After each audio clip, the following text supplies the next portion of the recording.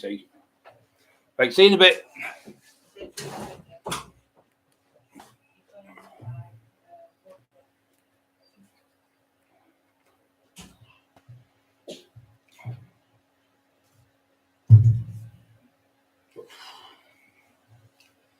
Hello, everybody. Welcome to the House of Fun.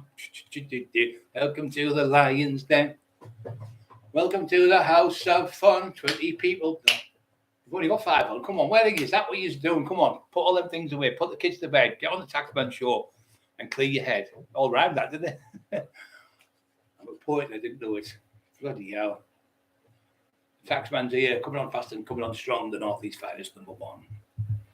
Wayne, lad, you okay, son? Freedom should be at the top. Freedom's at the top. Been watching the race at the Derby Freedom and Racing Lady. It was right down south somewhere, wasn't it? I seen it today on the television. I was looking, so I wonder if they're at the races.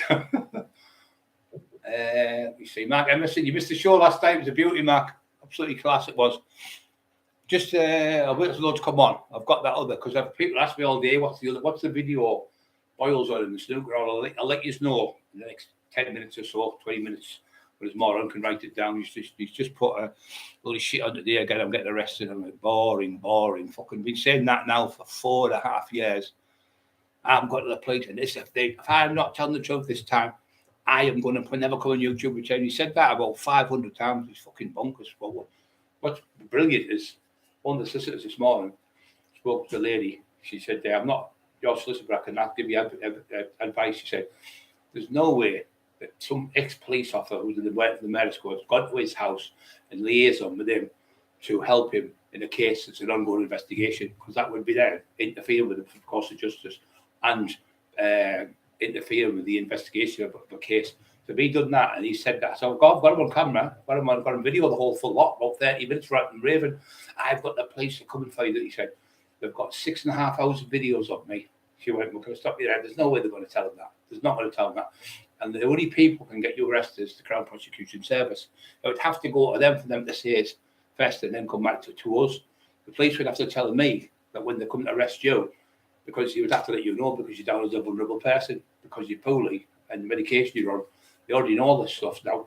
So they'll contact me first to say, well, Brian's going to get arrested tomorrow. Where could we meet him or pick him up? There's a warrant going out, blah, blah, blah. And that's what they do. So there's nothing come back from the Crown Prosecution Service. She's been on the phone to the police. There's nothing come back. It's still released under investigation. But as the same time, I told Mr. Cockerill to be the same one. He said, I've already told him this. He's talking on the proverbial backside. He said, we would not go and send police to the house and talk to him and then let him come on the internet and say this, that, and the other, because it would be fair to the cost of justice. So it's just absolute, it's just malicious communicating, Jamie. That's what you're doing. So what you've done there, you've made yourself look a fool, because it's all lies again. So there's no arrest, there's nothing happening. Even Marie Howard still stood in the water, treading water. There's nothing happening. You just kind of scaremonger people like you do, but because you've done that, and it's lies and pretending, you've now endangered the police officer now. So now they'll probably have to investigate him now, because I've already told the solicitor to say what said that. I never spoke to them, she did. Now stood there listening. She said, can you come down with them? So we went down. We just decided to wait 20 minutes anyway. They'll talk to them. They went, the evidence is there, and it's still in the hands of the Crown Prosecution Service. They haven't made a decision. So it's still on. They said, but how long can this go on for? He's not well, and this, that, and the other. She said, we don't know. It's the new thing now. You can be on it for 5 years, and for 10 years. It's just that there's no warrants out for his arrest, and there's no police officer been to his house and told him the 6. He said, oh, and that was what I said to him. He said, well, there was 6.5 hours on Brian Cockerill we've got now. All we had on him when we had the Royal Moor case, but they wouldn't be able to divulge the Royal Moor case because it's against the law. I can't remember what it's called under the some law it is. You can like client confidentiality. They wouldn't be able to talk. Cleveland Police wouldn't be able to talk about the Royal Moor case because there wasn't nothing to do with them. It was fucking Durham Police. And that he was actually over 2 weeks, he said, he was on the run. So how would they only have 1 hour of evidence against Royal Moor? They'd have a room, they've got about 40, 50 boxes full of evidence. Absolutely shit. She said, how can you? He said, well, look what happened to Royal Moor. He said, look what happened to me, and ended up getting shot.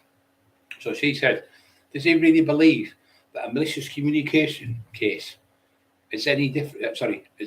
A malicious communication case is as bad as somebody who's murdered 3 people, one a police officer, and shot 3 other people. Shot 3 people and killed them all, and shot himself. Does he really believe that your case is just as powerful as that?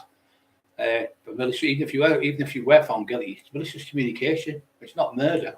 And I went, oh yeah, you're right. You know, like I didn't think you don't think. She went, it's not a murder case you're up for. You're only up for malicious communication. And as of now, we haven't got any proof. We haven't got anything whatsoever. So it was the same cop. It was a desk sergeant. So then Maria's phoned up as well, apparently, and spoke to them and said, we haven't got anything yet, as of yet. It's all in the hands of the prosecution service still. And there's nobody's been doing it to her. Said to Maria, you're getting arrested tomorrow morning. They're coming with you. The police have got statements on you. I've got more evidence on you. Been torturing Maria Howarth with it. Same MOs. We've been getting the same shit again.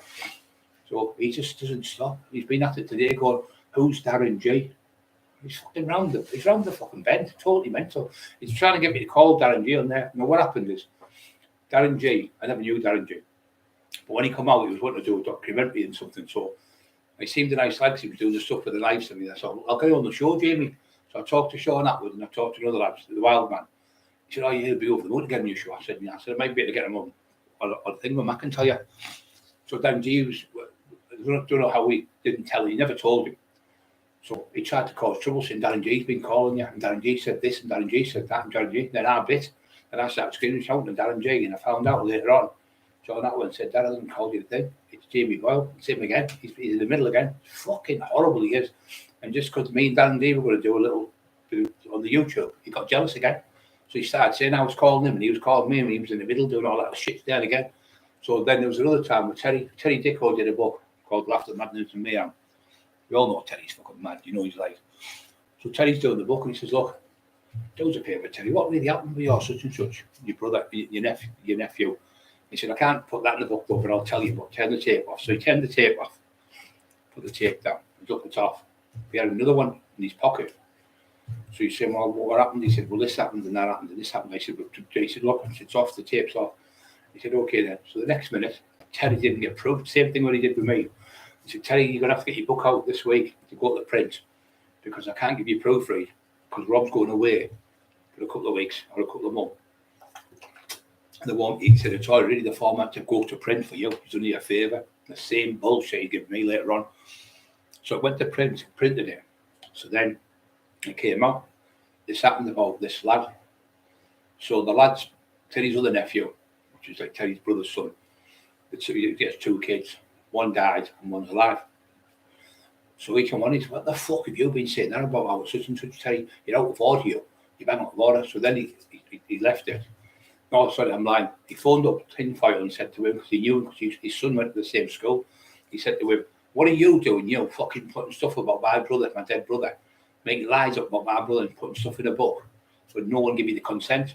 He said, you've done the same with Lee Duffy, you fucking do it with my brother now. So he was fuming this lad. So he said to him, oh, I haven't. He said, it was Terry done it. He said, it wasn't Terry, you're lying. He said, it was. Listen, I've recorded him. I've got him on record. Then this is how we found out he was doing it. So he got the recording out. Pushed the button, you could hear Terry tell he's I'm going to fucking have a word without Terry. So he went to phone Terry up, oh, you're fucking out of order. And don't try and fucking deny it because Jamie's just let me hear the recordings. I thought, you fucking scruffy, dirty, horrible, little twisted, evil little troll. So he recorded Terry. So he said, I'm going to come to your fucking house. You started screaming at me on the phone. It was the lad's brother, which was Terry's nephew. And Terry's other nephew who died, see. So he said, listen, you'll come to your fucking house there, I'm going to smash your fucking skull in. I've got Brian Cockerill. He said, well, he said, do what you want, phone Brian, I'll get a good eye, I'm not fucking bothered. He said, at the end of the day, I'm going to smash your fucking face in your ginger cunt. As soon as I see you, I'm going to boot you all over. And in fact, I'm going to bring a lorry, I'm going to drive right through your fucking window at night with it. So anyway, I got hold of the lad and said, look, you're going to get locked up. It's a piece of shit. Don't do this. You're going to get yourself locked up. He's a fucking animal. And he was crying on the phone because he was saying all these things about his brother. And upset the whole Terry Dixon family. Terry argued with his brothers and nephews for about 2 or 3 years. They've settled it now, knowing it was him now. He conned him. What a fucking horrible thing to do. So then the lad said, right. So anyway, he said, tell you what I'm going to do. I'm going to school tomorrow because your son's at the same school as me. I'm going to punch you all over the playground, you fucking little ginger freak. He said, when I get that score, I'm going to back you. He's going to get me. Can you and Bobby come? He's going to get me tomorrow. I was like sick of it, you know, because it was about 20 different people. This had been in about 2 or 3 months. I'd only done 2 or 3 months. So anyway, the lad went to the playground. I went, come here, you ginger cunt, come here. And he ran right across the playground, over the field. He's left his own son stood there. I think his son was about 9, 10-year-old at the time. And he ran like fuck over the field. Shit his fucking self. Left his own son in the playground, their fucking shit house. I wouldn't even leave a dog, never mind my son. So that's what Stampy is, recording people and then getting people and letting the family members hear it was him who did it so he can get himself off. Fucking sick of the fucking head. Right, guys, anybody got any questions tonight? Here's some Warwick, good evening. Peter Vox, 420 left hand. Fire. Mark Emerson, you okay, Mark? Missed you last night, mate. I was trying to shout you and you were sleeping in the back of that fucking lorry, weren't you? Peter, hope you're okay. You're a good fella. Please hit the like buttons, people. Yes, Freedom's telling you. Jason Warwick, hello, Jason, and welcome to the show. Freedom, as usual, it's a pleasure. Dom Ray, hi. Oh, yeah, Dom, you okay, son? He's the one that was last night trying to get me to come on. It was because of him as well. He's another one. He is bullying me last night to come on. Damio, is it D-A-M-O-R-A-I-E? Yeah. Damio Ray. Yeah, he had me last night. Say, oh, we're looking forward to you to come on. And then he had Carrad on. He was trying to get me to come on. And then he had somebody else. It was 3 or 4 of them. I was going to have a rest last night. I went, oh, please don't come. Please come on. We want you to come on. It's class. So come on. So I tell you what I did about you. I'm boiling today. Fucking face is like a beetroot. Trained it last night. Fucking shoulder. I've not tore it, no stretched shoulder. I've strained it. Sorry. The right side. I've been doing shoulder press in the bedroom with the plastic bands, and then I did 50 that way, 50 that way, then I did 50 that way, 150, and 150 was 3, and I did 50 and 50 was like 4, and then I finished off with just like press like that for chest type of thing. I did 50 reps, come off fucking shoulders today, and my chest and everything is all fucking like a brick. So it's not really to build loads of muscle, it's just you build a bit of muscle, but you keep that body fat down, especially by age, I'm nearly 60. So you keep that body fat down. It keeps your arteries open when you're doing loads of reps, and it keeps your heart and lungs fit because you've got to pump your heart because it's just a muscle. So you keep it fit by doing it that way. But if you just doing big heavy weights all the time, you're straining. So you better have maybe 1 or 2 weeks, 1 or 2 days training heavy, and then the last 3 days just train light. That's what I do. Train 2 days heavy. That's that done. I'll go and do the way I do it because you can use your fast twitch fibers respond with heavy weights. And then your slow twitch fibers respond to light weights. So if you do 2 days a week, or even if you could do 3 days, have a miss, and then you could do 3 days light. But it gives your body a chance as well. So when you train heavy, your body's knackered. Probably if you train heavy, I'd say legs, chest, and back. By the next 3 days or 4 days, you can train just light. But they're the biggest body parts, legs and things like that. So I would probably train legs and have the day off the next day, and then train a couple of days light, then train a day heavy. Then train a couple of days light. That's what I usually do. 4 or 5 days light, 2 or 3 days heavy, but split it up. That way you're getting a rest because you're not lifting the big heavy weights all the time. So the big heavy weights that tire you out. The light weights are great for fitness, but the light weights actually make you've got fast twitch fiber that responds with the heavy weights, and you've got slow twitch fiber. So if you're only training one fiber of the muscle, you're only going to get one result. If you're training 2 fibers, you're getting 2 results. So 2, that's why I got bigger and stronger than everyone else. I kept learning off top pro bodies like Bertel Fox. I trained with him for 10 days at the Olympia gym. He was fucking monstrous. It's a pose, he does that with his arms. His arms like that. If you put him in Bertel Fox, 1983, Mr. Olympia, have a look at the size of him. I trained with him. He was at the gym for 14 days. He was over on Don LaRoche used to know the gym it was called. Have you noticed my eyes stop watering? Yeah, stopped watering. Yeah, so he said that doctor 2 or 3 days. It's the 3rd day today. It's completely stopped watering now. A little bit of nose still, but it's gone. Yeah, so yeah, Pat Belenzo, Matt Emerson, Chad Waves, Garrett, hi Bri guys, long time. No, see, how you mate? You okay, Chad? We don't know if that's a real one yet. Well, that's what he puts in all the time, the idiot. Sorry, mate, if you're a real guy, we're okay, but we always get suspicious when we get names that come in. I've never heard of anyone called Chad Wilson, Garrett. Freedom, Chad Wilson, Garrett. Good to see you.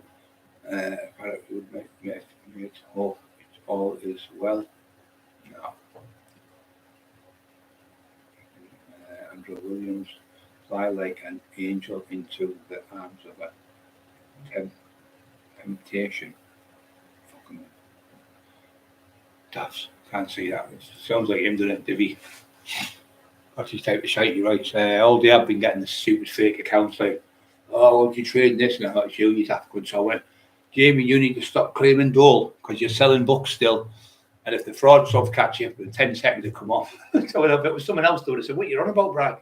So in 2 minutes, then he put another one. I said, you need to stop claiming off the door like Shelley was doing while she was claiming. And he's got pulled in by Middlesbrough Fraud Squad for fraudulently having £15,000 in your bank accounts from Rob Brent and 3 Billygate Pontefract. He went to change it off straight away again.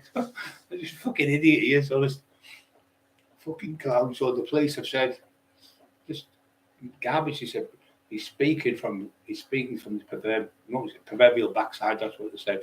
That's the second time he said that now. So I knew it was the same cop too, but solicitor. But we could hear them speaking.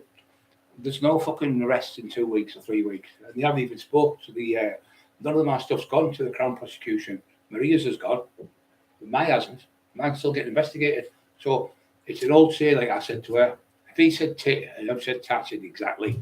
So, but the things what you're saying, Brian, you're already saying what are truth, and you can back up the videos you've got on the snooker hall and all the other stuff. I said, yeah, exactly. And when I've said he said this, it's not me making up. When you're saying you send the police have been in your house, you've made it up. These cops haven't been in your house, you make it up. They're saying they haven't been. The Cleveland police are saying they haven't sent no one in your house. There's no one been to his house. And there's no way a murder squad officer would be in liaison with him with an investigation, an ongoing investigation, because it would you get yourself in serious trouble. So it's just he's making them up. It's just all made up again. So that's malicious communication, isn't it? But yeah, 100%. So she said, yeah, you're right. You've got this good, haven't you, Brian? I said, I fucking shouldn't know. I've been doing it for that long. She was laughing her head off. Beth the call from Western Woodhouse. Great lady. Yeah, you don't have to lift heavy weights, but it's good to lift them every now and then, because if you lift them every now and then, it gives you another boost, because you only, like I said, you only get big, you get stronger when you lift heavy weights, but you can get just as big lifting light weights. Or they did a survey with 60 people lifting, 30 people lifting heavy weights, heavy weights, low reps, and then they had 30 people lifting heavy weights, light weights, loads of reps, so 25 reps or more. And after they measured them and weighed them and everything, the ones lifting the heavy weights for low reps had a certain, say 20 inch, just say 17 inch arm, and the ones who were lifting the lighter weight for more reps had the same size arms and had the same size calves. Everything was nearly the same, and the weight the same. But the only thing was, the ones that lifted the heavy weights were a lot stronger on the benches and squats and everything else.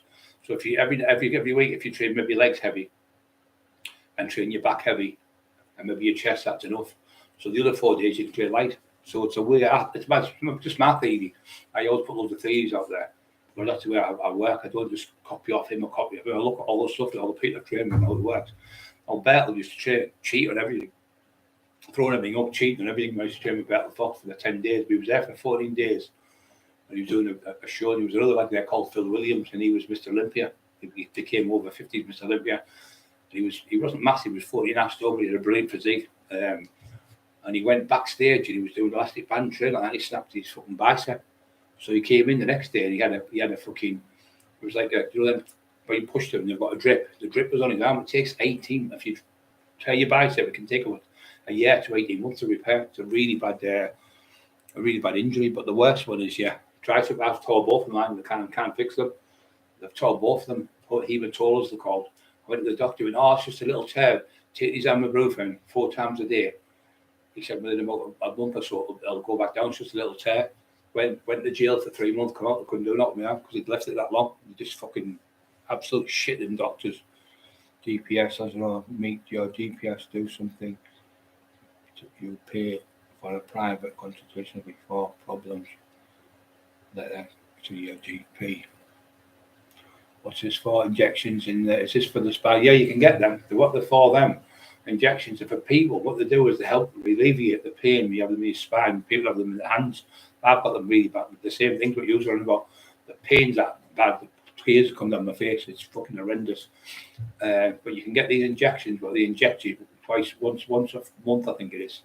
Get them in your neck. My mate, just Rob, the lad who comes on from London way, he's just had them. He gets them in his neck because he's herniated discs with bone on bone, so he can't move his neck or anything the other day. And that's why he said, "Tell everyone I've been poorly." That's why he hasn't been on, Rob. So that's why he's been on, because of that. So he gets these injections, like cortisol injections, but they're about a steroid in as well. So they inject you. They're a steroid injection mixed, I think, with cortisol. I'm almost sure. And what it does, it helps to take out the fluid and stop the bone on bone as much. And that's what they do. They'll give you that because you've got no fluid in your joints when you get old. You get older because it's bone on bone, so it leaks out. So that's why I take loads of glucosamine every day. And I also do exercises where you just doing that with your legs on the bed with your feet up. And your legs like window wiper there, so your calves sit these here, see these here. Your legs are on the bed like your calves there, like that. And do that if your legs are bad on the bed. It's like 50 to 100 reps. And it puts the fluid back into your kneecaps. I've done mine now for about 2 years, and I've eradicated. I had terrible arthritis in my knees. It's gone. I got rid of it by doing certain exercises. If you do an exercise where it's bone on bone, and you stop. Don't push yourself, because you let yourself get even more and more crushed. So just do different. So I'll lay on the bed. I'll put my heels in the bed, and I'll pull them back when I'm laid down in that position and hold them there for about a minute. I'll let go, and then you pull on your leg bicep. Then so your leg biceps have got bigger just doing that exercise and pulling it back, and then using your toes to go out and back down, doing that, and strengthens your feet. Because a lot of people, as the balance is in your feet, and you've got no muscle in your feet. So when you're laying down, your hip flexors, which is here, they tighten up because you're in a wheelchair, like I've been. So they get tight. So you've got to do exercises to release stretch the hip flexors, and then when they get stretched again, you can walk. Because they're shorter, you can't step as much because your legs won't step because they're holding them in. The muscles keep them tight here. So instead of coming, say they were there, they're here. So when you're walking, you're not walking the way you're supposed to walk. So your balance is all over. But you've got to balance. What you've got to do is try and get your balance back. It's really good as well. Even if you stand with it just on one foot, hold like a door handle or something, you're like in the gym, and just balance yourself. Just have the other foot about 2 inches off the floor and stand on the left one and try and balance. Just try and balance, and then count how many seconds, and then do it on the other foot. And after a couple of months, you start getting your balance back, because that's all it is. Your balance is gone because you've got a thing in your head starts getting a little bit frightened because you think you're going to fall because you've got that bad injuries in your back and your knees. You get a bit of fear. I was on the pavement, come up the hospital, my dad died, and it was about that high. I swear to God, I've been mountain climbing, rock climbing, abseiling, everything. And I walked to the thing, the curb. I looked down. It felt like it was 20 feet on my head. I went, "Whoa!" I've got a bit of a fright.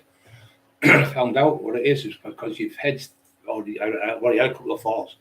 And I got to hospital. I fell because they had wood floor in there, and I had the big bed, the normal big spongy bed. And the way I went to push myself off the bed, and I just fell off the bed, and I couldn't get up. So I had to phone the ambulance to get somebody to get me. It was about 3 a.m. Anyway, they came out at 8 o'clock the next day, and they told them, because they get you up in that position where you've got to hold you. Emma couldn't pick me up, bless her. And she's been through me all this shit. She wouldn't go. I said, "Get out the fucking house." So I was trying to have an argument with her so she'd leave me and go to her sister's. "I don't even want to go out, you know, fuck off, get out, go, get out," screaming at her. She couldn't go because the windows went through, the firebombed it. I went, "Get the fuck out of the house now. Get back to ring to your fucking sister." I screamed at her on the front, like trying to get her to go, so she wouldn't fuck go. I know for a fact you're really doing it. I said, "You can't be." I said, "I'll fucking stand against these shit houses, putting bricks through windows, firebombing people's houses. They're only fucking cowards." And rightly so. 15-year-old and 16-year-old got arrested for it. We know it was them, but the thing that gave them away, the bike they had was called the gas. And the lad traced it. Steve Shannon was on last night. They knew where he was from. And they kicked the fucking shit. There's about 15 of them kicking him all over the floor, booting them all over. It was a video. About 15 kids are kicking him all over the fucking area from that area. That's what he done to me. And Emma, he's been fucking annihilated. And the other one was caught in Billingham. He's been battered with 2 of his mates. They were involved as well. So they've already been bashed. The ones who smashed the windows. I petrol bombed the house. They've been annihilated. But can you imagine using a 615? It's if you go in the paper, Brian Cockerill attacks man's house smashed. You'll see the arrests. He's saying I'm lying that he got a 15, 16-year-old. He's lying. I don't know how these people are. If you go in, you'll see the age of the people who were arrested were schoolboys. They're at school, both of them still in school. And he's saying I'm lying about it. He's lying. You know, I'm a 14-year-old. So I'm like, no, I'm not lying. I'm not lying because I've got the video proof. He forgets himself when he's doing the videos down London and stuff. And you do a video. There's one video he goes, Brian Cockerill, his day was the biggest name ever. He was at the top of the tree. He was the biggest name. Me and my wife love him. This is all because he knew me from the 1990s. So in the 1990s, I went into a house in Hemlington. He seen me there. And he seen me in the place where the footballer was at, Stewie Dowden. So he knew me. And he said his name on the estate was the biggest name. Everyone talked about him. Everyone loved him. Everyone wanted to be related to him. And he saved so many people. He's such a good guy. He's really good. He said, I've seen this stuff where he's been up for so many murders and stuff. 7 murders. And now he's saying, he's saying I'm lying about that. But he's already said it in the video. So if you go on the official topic talk, and you'll see in the stage, Jamie Boyle talking about Brian Cockerill. It's only 33 minutes long, but it proves that he was saying what I'm saying now, he was saying then. But he's saying he never said it now. So all you have to do is look at the video and you'll see it's on official topic talk, Jamie Boyle talking about Brian Cockerill. He's got a yellow t-shirt on, like that colour, yellowy green t-shirt, and he's talking about how he met me and how big I was in the 90s. And now he's calling me now. Wait a minute, I said he was the greatest thing since sliced bread. He was the police on the street. People would go to him and say the police. He was the biggest name, but he's never hurt women and children. And now he's saying I've threatened his son. Doesn't even make sense. Like I must say, my friend, 15 kilos, still some weight, my friend. Yeah, it doesn't matter what weight you're lifting. As long as you're lifting a weight, 5 key I use. 5 key. I did last night. 2 key dumbbells. 2 key, because I've done that many reps. My hands were gone. I started with like 12, went down to 8, 6, 4. I went down to 2 key. No, 1.5 key. 1.5 key. And I got 50 reps, and my hand was on fucking fire. My shoulders were on fire. And I had to get on the bed. I had to turn around, sit down, come with my hands, because there was no strength in my hands. They were completely full of blood, my shoulders and my chest. And all it was, from 12 key all the way down to 1.5 key. I would put them in my wrists, because I couldn't hold them anymore. My hands were bad, so I put like a band around. And I've got, you get this thing, it's like rubber like that. And you can put your elastic band into it, pull it like that, put it on the door, and it shuts behind the door. It's like a rubber thing with a bit of, but the band comes out. And you can use your elastic bands. So I use that rubber thing where you put the weights over the top of it. You can get about 5 key on it. You can't get any more, so it'll snap. And you can use that. So you put it around there, on your wrist. So you're doing it like that with your wrist instead of holding it so your hands don't get cramped up. I do that way. So I'll do that, or I'll just do it like that and hold it. So I'm not squeezing my fingers as much, because when I do that with my hands, they're tight, but I lift heavy. My hands seized up for 2 days. So I've learned a way of doing it. And I'll do elastic band where I tie them around my hand there on the side. I'll do that. Side laterals before you're pulling your shoulders from the side. It's really good, really works. And then you get the back of your shoulders with that exercise. Them bands are brilliant. You can do face pull, you can do back, you can do biceps, you can do bench press, you can get a mop, take the ends of the mop off, put the bands over the top of it and use it as a bench press. You can do it as a shoulder press, you can use it as a barbell curl, you can do it, put your feet at the bottom of the bed, the band on the bottom, put the bands there and just pull there. You can use it for a back row machine. There's that many things you can do. You can do biceps, you can do forearms that way, you can do shoulders that way, you can do face pull, you can do rear delts, you can do front delts, you can do side delts, you can do tricep push downs, you can do everything with it. Fucking brilliant. You're only about 15 quid delivered to your house from Sports Direct. Yeah, using kids' weird. It's fucking disgusting, mate. Absolutely disgusting. I mean, if that time when they come, they said, Mr. Cockerill, do you know how close you were to your house? It was the whole house going up and half the block. He's throwing that fire bomb that's bounced off your car. It's gone into the garage underneath. The petals trailed down this side. But trailed on that side, there's where your gas boilers. That would have blew that gas boiler off the wall. And you look at it, can we come here? As he said, see that wall there? That next a couple of feet away, about 3 or 4 feet away. That's the direct gas boiler. So that goes as well. Then his 2 cars next door, the man and woman's, and your car would went up. And then probably next to us, when the whole block of it that we sent the coppers. These people could have been killed. The fatalities in this block around here. Have you ever seen an explosion on an estate? He went, no, the copper. He said, well, believe me, the fatalities would have been astronomical. He said, this is disgusting, this. Fire bombs, smoke bombs, petrol bombs. What are you going to do about it? He said, we've got here quicker than yours. You're in 150 mile an hour, X5. How does that? Doesn't it make sense? We're in a motor vehicle with eight firemen in, and thousands of gallons of water in it, and you get here after us, and you're closer to Brian's house. Fucking disgusting.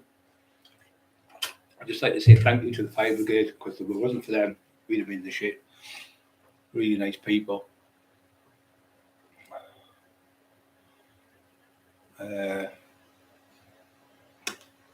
55 on, don't forget to push like buttons, guys, down below. Disgusting kids, yeah. It's just good. You don't do it, do you? You wouldn't even use your West End. You wouldn't do that to you. I mean, throwing the thing in there. Everyone was there, assault. Never been in trouble in their life. You fucking help people all over. A family are all lovely people. And he missed the red by that much with a fucking big, massive. It's with them bricks, I don't know, Mark Emerson might know. You put them on the side of your house, Mark, or for your house where you build your house. Corner bricks, I think they're called. Big, massive thing. Weighs about 16, 17, 18 pounds. And it came through the window.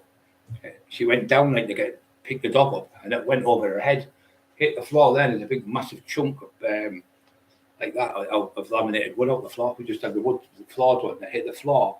But it killed his son dead. She'd have been gone. And he went, I better get my money back off the lad then. Cocky, clever little cunt, and you little fat, greasy bastard. Insinuated he was done it. Then he said, I'm going to do double barrel, yeah. I'm going to do a Lee King on you, because Lee King got shot. The one who passed the life that I'll always stabbed, Lee Duffy. He got shot. His head blown off. So he put pictures of him up, and then he got a picture of a woman dead, blonde dead, and all that with a simulated one. And he sent it from the Gary Smasher page. This is like a Cockerill when I blow her head off. She's going to get Lee King. And now the Lee King family are onto him now. They're onto him now. They're onto him as well now. Everywhere he goes, there's people after him. All the Teesside fucking hate him. He said, you get Lee King now. So all their family are naughty people, see. Everywhere he goes, he has to fucking cause trouble. Yeah, they're fucking horrible, mate. They're just horrible. I ever phoned the police. The woman next door is a policewoman. She phoned them. The woman across the road, she works for the door. Her husband's a security guard. He works in the door as well. He's a security guard there. One in the corner, he's a fireman. No, not fireman. A paramedic, sorry. The other one is a screw. She's a school teacher. The other one is a doctor. The other one is a car company. Multi-millionaire, he is. Sells cars for a living. And the one on the bottom is a Chinese doctor. And the one next door over the side is a paramedic driver. And the other one's a ambulance driver. But they had the stuff in their cars, you know, the fire extinguisher. They came in and they put the fucking fire out. The whole carriage is alight. You can see it on YouTube. The whole fucking fire's alight. The whole house is alight. And Eli's barking. I'm going, shut Eli. I'm trying to fucking sleep. Shut the poor Eli. No, because the bark all the time. But it was the smoke you could smell anywhere. They were shouting, Brian, your house is on fire. Emma locked me in because she thought I'll let him get asleep in case they come back. They might get in the house when he's asleep. So she locked me in. So I'm trying to open the door and they found, why have you locked the door? Fire brigade said. She went, and he told him, oh yeah, I see what you mean now. Down, rep to your arm. I never could. Yeah, you can do that. You don't have to count. You get these people. He said that. Jay Cutler said, I don't count. He said, I just go on. I'm going to finish. My arms are gone. I'll just stop. Because one day you could get 15 reps. And you think, great. But then another, you could get 20 reps. So why would you stop at 15 when you could get 20? You just don't, you do, just keep going. What a good thing is to do is, if you don't want to do it that way, what you can do is train heavy. And then when you finish at the very end, go back to the same exercise, say it was bench press. Drop the weights right down to maybe 60 kg and do maybe 50 reps straight off. That makes you fucking on fire. Same with shoulders. If you do your shoulders, the side laterals, and finish off 50 reps shoulder press or 50 reps side laterals, and you'll come off and your fucking shoulders like boulders. Like I said, 1.5 kg I had last night at the very end. And I did 50 reps in there, 50 there. I did 200 reps straight off, and my shoulders were on fire. After doing the dumbbells pressing, I just did lightweight. And my arms, like, I can still feel the tightness in my shoulders today. but it gives you good muscle size as well, because you're getting good quality muscle. But my body fat's completely down. I've got a flat pancake fucking belly. I'm fucking 50, 60-year-old in fucking December. You see the state of him the other day. What a fucking state. Clip of him. That fucking hair greased back. He looked like he'd been in the fucking swim bath. There was that much fucking coke coming out of his head. I thought he was called Pepsi. Fucking hell. And he's trying to say, I don't take drugs. But he's on the stage and fucking... He's on the stage in the bishop holding all off his head.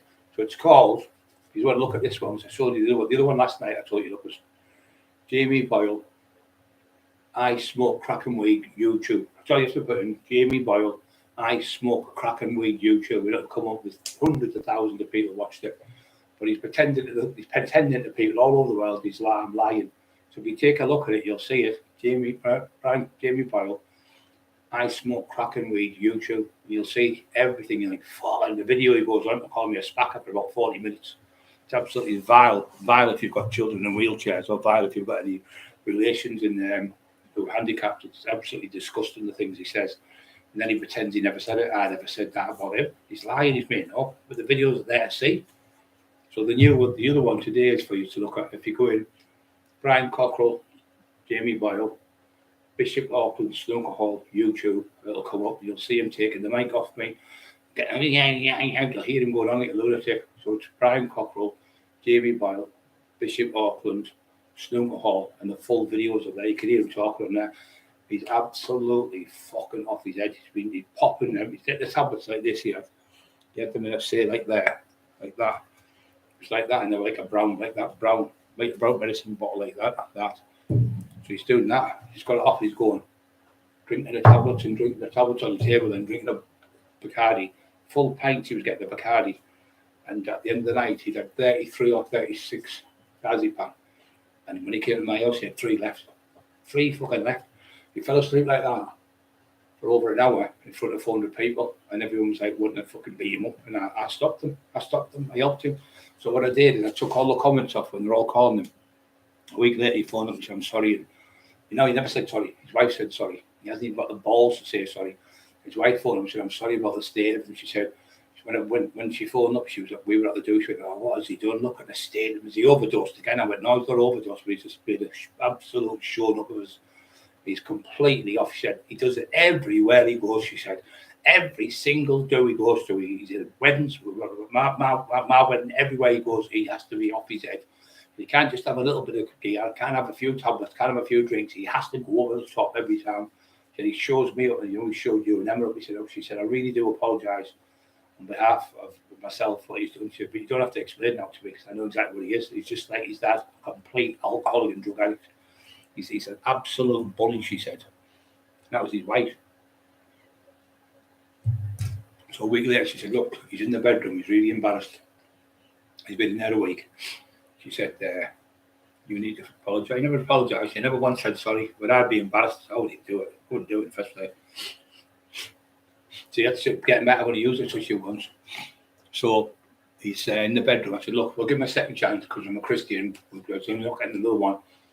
So we give him a second chance, and that's when we went to Jimmy O. And Jimmy went, he's off his head. And I went, sorry, Jimmy, sorry. And then the camera went, that's all that white stuff had. Well, what did you think it is? And he went, it's fucking coke, that's what it is. He was going, doing that coke, going back in the toilet, back out all around there, like that. 2 minutes he was going, he was talking like this, he was like talking as if he was talking to Jesus, going, yeah, and all sakes, and this, and I was thinking, fucking hell, and pouring a sweat coming out his face. And Jimmy went to me, he said, that was hard work, that. He said, that was 3 hours to do an hour. An hour podcast took me 3 hours. I had to keep cutting pieces out of it because it was that bad. Terrible. And that's when he started talking about the 13, 14-year-old Paul Sykes had sex with. And he had sex with his own sister. And I was sitting there getting rage because what happened to my brother. I thought, my brother got raped. And that hand himself. And you're talking about, laughing about kids being raped. And I thought, after these few. So I went outside the manioc, I went, seeing that daft cunt comes out there, I'm going to knock him clean out. I'm going to punch him right through that fucking windscreen there. There was a car in the front. And he went, no, he'll fucking get you locked up. He's a fucking crank. He said, I'll batter him instead. He said, I'll smash his fucking face. You're not going to jail for him. With the injuries you've got and that. He said, no. He said, he's so disrespectful. And he said, He knew what happened to your Peter, and he's done that. He's done that deliberately to get you back. Because you told him off in the state in the on stage in the snooker hall. That's his revenge on you. That he said, "Yeah, Maniac, you're right." How embarrassing! Oh, it was terrible, Ricard. It was terrible because I was sat there talking. And he was going on about, yeah, and Paul was the fastest swimmer. Paul could do this and Paul could do that. I'm thinking, what are you going on about? Fuck. So anyway, Lee Watley said to me, talked to Lee a couple of days ago, he went, you know what, he said, I seen that video and I said, fucking what an embarrassment. He said, and Steve Richards did my first book, Brian, the Taxman, 2004. My first very book was 2000, I think it was with Street Fighters with Julian Davies. Then I did Fib 3. Then I did Charlie Bronson's book, Sultry Fitness. That sold £1.2 million. It made that book. 100,000 books that sold. The biggest training book. I'm in there. I've given my stuff in it. I'm in there training, showing the exercise what you can do and stuff. That sold, 1.2 million. The owner, Steve Richards, fucked off the broad. He retired with that money. I think he made about 4 million. He made 4 or 5 million bucks. He did the best ones, you see. In them days, you got a lot more money. So he said, I said to Steve Richards, I said, oh, thanks for doing the book. It's brilliant. It's that nearly went. He said, right, I've got you to do. So I've got this bloke called Joe Banger, he was called. He was a photographer for the Daily Mirror. He was a top. He was worth 60 million. He lived in Essex in a big, massive fucking 10, 12 bedroom fucking mansion. So he came through and the videoed me and everything, took pictures and that. So he said, Brian's from class and he's reading. He said, can you read it on Peter? He's like 78-year-old, you're dead, like the Queen type talk and one of them type. I said, yeah. I said, slap him. Look, what's a slap one? Yeah, he was getting all excited over it. We're in this big posh pub called Judges, where all the judges go in Yarm. And he was just talking there. So anyway, I saw this Steve Richards and he said, you've done well, blah, blah. He said, you get your book signed here. So he got me the book signed and sorted out. And he phoned up a few other people. So we went to the book signing and there was over 1,000 people turned up. People from Germany, America and everything come. I sold 650 books and we ran out, everyone left. And in the paper it went, Daily Mirror I think it was, the Taxman, Brian Cockerill outsold Jodie Marsh and Jordan Katie Price. So we sold them too, and my book was miles ahead of theirs. They only sold about 40, 50 books each. So Steve Richards said, I'll come, but I don't know how to do this. I said, what do you mean you're in the office? Listen, right, when do you ever see an author stood at the front, look at me, look at this? No, you don't do that. Authors write the book. Filmmakers make the film. They go on the yellow carpet, the massive, and you'll see them in a couple of seconds, they'll go. He said, so you don't put yourself up as an author, because it's all about the subject of the person who you've written the book about, if it's a footballer, a boxer, whatever. The author doesn't go, I am this and I am that and I am this and I am that. What the author goes, Brian's done this, Brian's done that, Brian's done that, whatever. Mike Tyson done this, Mike did this and Mike did that. Mike, they don't talk about themselves, they talk about the subject. And in every single fucking book and every single documentary he's sat on, me. Gary Fairby's on one. He's answering all the questions. Gary said, I answered 2 questions out of about 40 questions. He was off his fucking banner again. So they call it the Gary Fairby and Jamie Boyle show. Everyone was taking the piss, which he did it on Sean Atwood. So then, when I got Lee Watley, Lee Watley's a mega book writer. Lee Watley's been in Penguin. They're the biggest book company on the planet. You can't get any bigger. And he's written for them. He's got awards. He's been in. There's this place in London where you get in like a show, London something show. It's called your books. They ask you for a book and they put it there. And a lot of them books go into films and movies. He never had the movie, but it's been in the London show. I think it's called something where the best authors in England go. So he's never been there, Doyle, pretending all these fucking bestsellers. Guess what, guys? He said, his book's gone to number 1. It was only out 3 minutes. I thought, well, how the fuck can it go to number 1 3 minutes? So my book all day, we said 650 books. And then when I asked for my money off him, he said, we sold 36 books. I said, Jamie, how can you only sold 36 books? Well, my first book sold 650 in one day. You're telling me in a month I've only sold 36 books in a month. And, oh, yeah, he said, well, it's because it slows the COVID on you. I thought, this is when I said, well, can you do me a favour? Can you get me invoice off? Yeah, of course I can get you them. He said, but honestly, you can trust me explicitly. If I can trust you, you can just give me invoices. So he asked him the second time, third time, I said, I want the invoices the next couple of days. I mean, you're finished. He went, wow. Went, wow, like that to me. I went, listen, I want my invoices. I'm entitled to my invoices. I've done all that work. It's my life story. It's all my content. It's all my stuff. And you're fucking giving me fucking 30 odd quid and fucking 20 odd quid. I had 31, 36 one week and 20 the next month, sorry. So 50 odd pounds. I said, I got 650 20 years ago when there was no internet about. There was no, you couldn't contact people like you could now. So why is it only that much? And now it all comes out because obviously Marty Brown's Kevin Brown's come off with Marty Turner. So 26 pence. I was getting 24 pence, 35 pence. Well, how can you get that for a book? It's 12.95. It was 12.95, and you get 37.5% of it.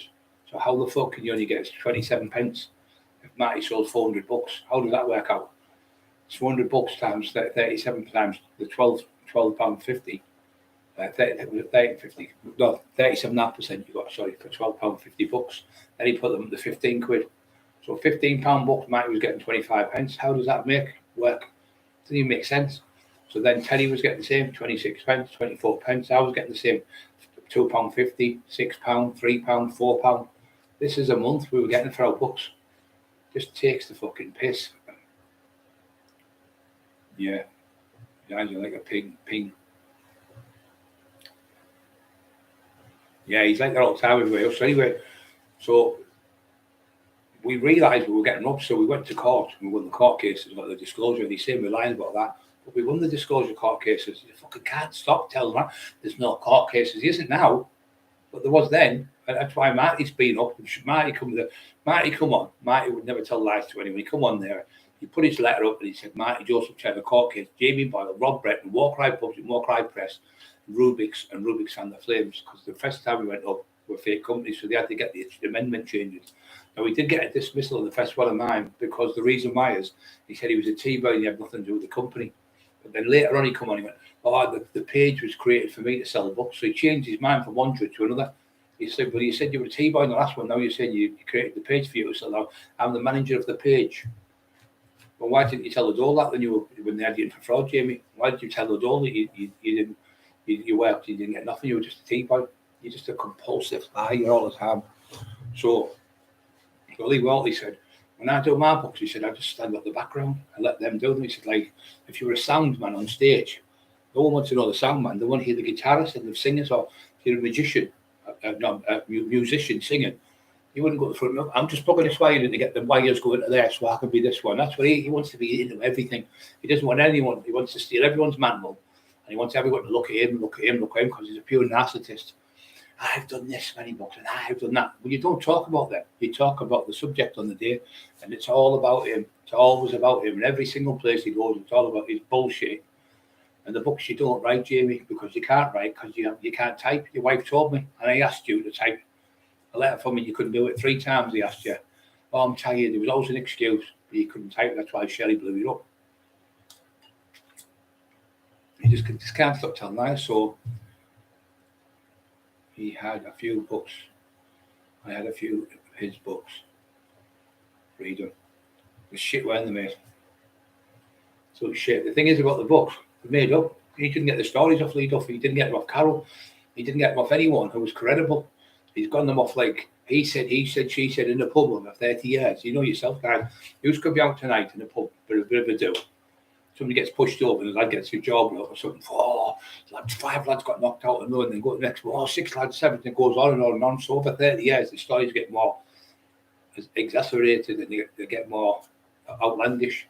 He does a thing called, I put me on spin in it. No, that means you lie in the book. So what he does for everyone's book, he has to put the shit in to make it look. Instead of not saying me having a fight with 5 lads and knock 5 out, he'll put 15.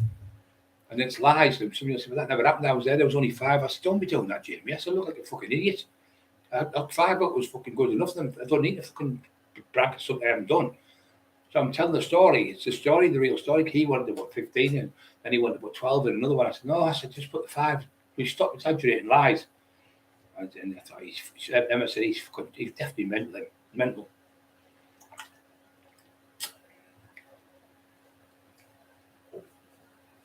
Yeah, mate. I was going to do. We're doing all that later on, mate. That for mental health care. We're doing one. I'm going to be doing one on there.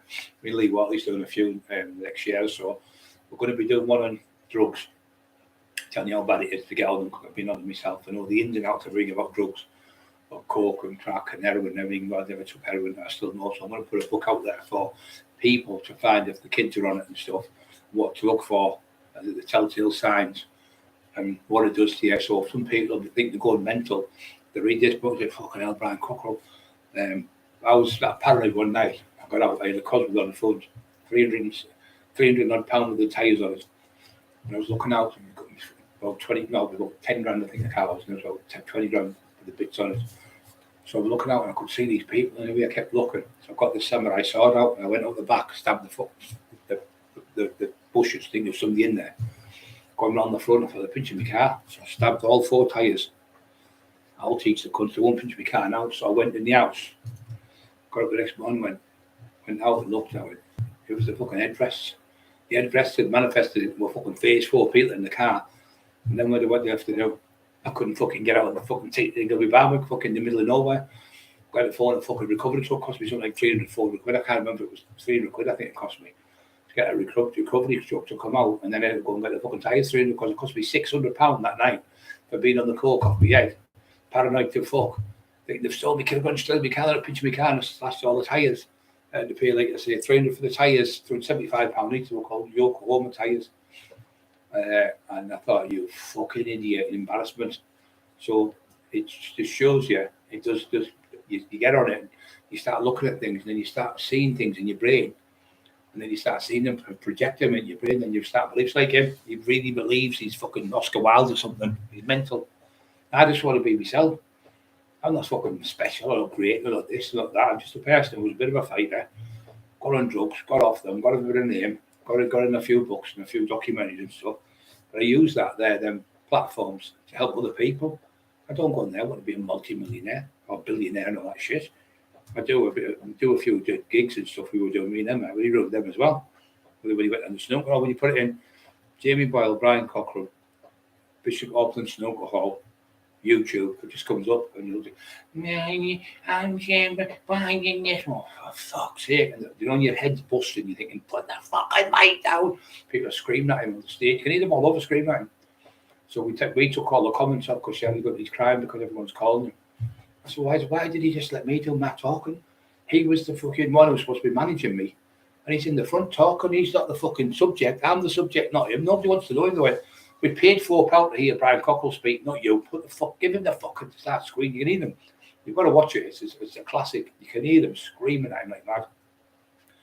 But yeah, fucking round the fucking twist. So everything he does is better than everyone else's. So he got a book out one night. I think it was 15 minutes. It was on, and I think it was, I can't remember which one. Oh, that was him, the football. Eric Larson, I think he's called. So the book come out. And he put it on at, say, 15 minutes to 12.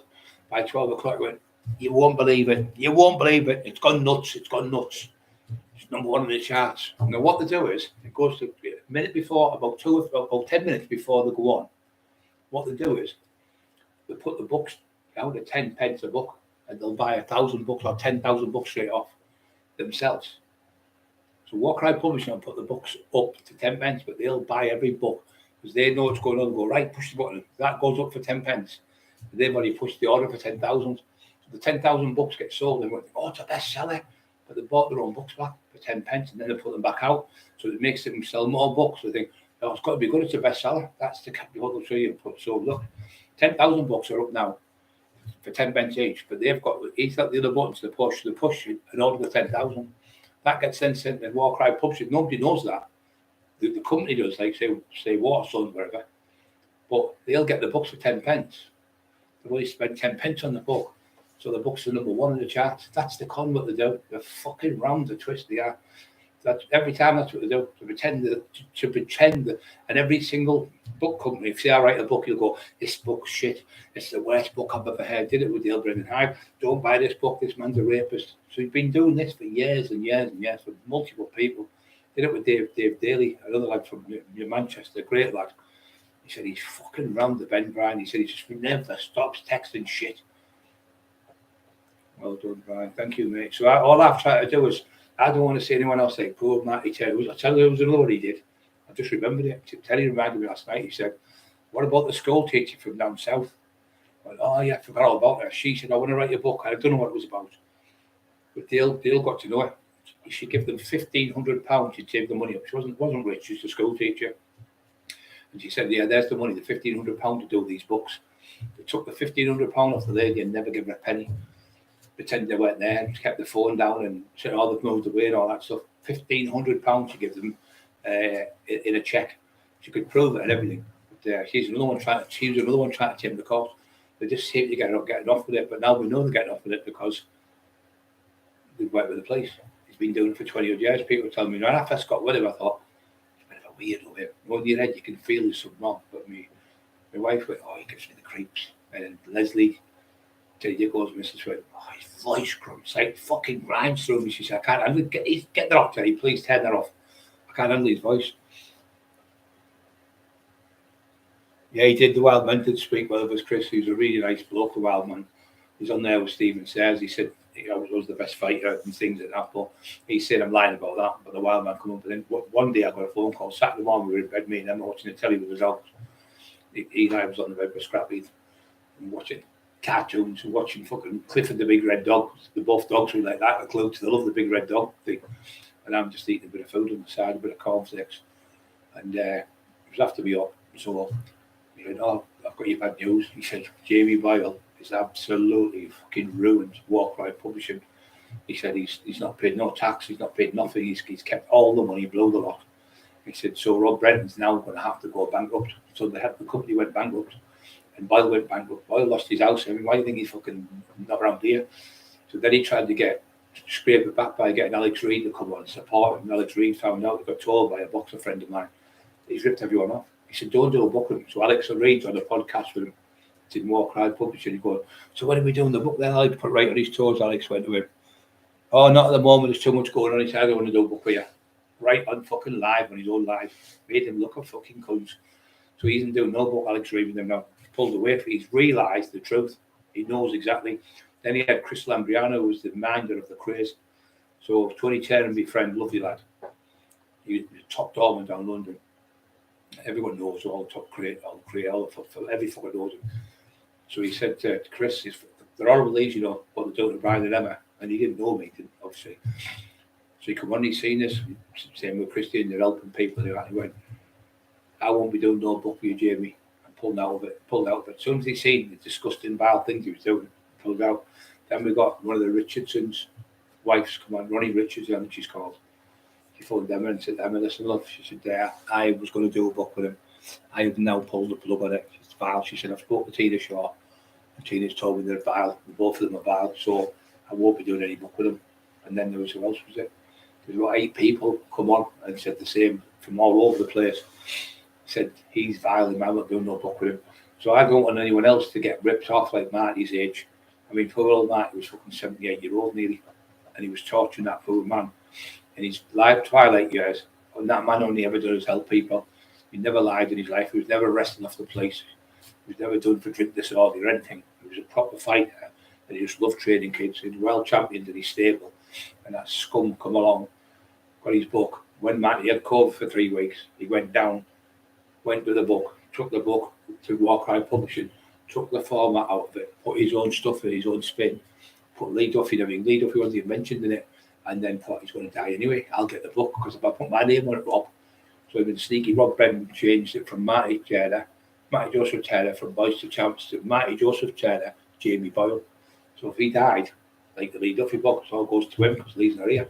Like the Roy Shaw she tried to do with Tina Shaw, she's put a stop to it by coming on the Taxman show. "I don't even know you, Jamie. I don't even know who you are." He said, "You've certainly never phoned me because you haven't got my number, and I'll prove you now. Phone me right now on the live. Tell me what my house looks like. Tell me how many bedrooms I've got." And she come up with all different things. He couldn't answer the questions. So found out and then lying. And then Carl Edwards come on. She asked for the book. He asked her for the books. No, she said. Because she said no, she got tortured for over 3 years, 4 years. I had Stephen Richards' books, Freedom, yeah. They were probably better than ones than the actual ones what are going about. but they're him because he did do his most due diligence in Newcastle places like that. He was running with the pen and stuff, and he's very smart. He's always clean, suit and booted and all that. Really respectable. My name was actually, his dog was called Harvey, and he's got the dog tattooed on his knee. He's very good. He's written Ray Winston's book, so that's how big he is. He's written Charlie Bronson's book. So on Derby, he was out with him, and he got the dog Harvey tattooed on his knee, your kneecap. Ray Winston, when he was with Steve Richards, but he said, I've done some books in my time, Brian. I've done some top fighters. He said, this is the best one I've done. And this out I rate you out better than anyone. And that was his opinion. That's where he could have his opinion. And that's him who said, I think there are probably only 5 people could have done what Brian's done and survived, including Brian with 6. And then people said, I was the 6th hardest man on the planet. They never said that. The papers change the things. What they meant is only 6 people could have done what I've done, survived all them years and not been killed. South, well, I think it's right down south, up north, fucking nuts. Yeah, you're right, Chris, 100%. Fucking mental cases up here. It was worse in the 90s. Now I was running the show, 91 to 95. They said it was the worst violence Teesside's ever seen on the streets. The cop said, and you're 90%. We think you're 90% to do with it. Maybe it's 95. They fucking hated me, they did. Trying to give me deals to grasp people and fuck off. You never get no information on me on no fucking newspapers making statements to get people jail. I would have got with nonsense. If somebody's calling you a nonce or a paedophile, you've got to go to the police because they're the ones who can help. They're the ones who can help because they've got your records and stuff.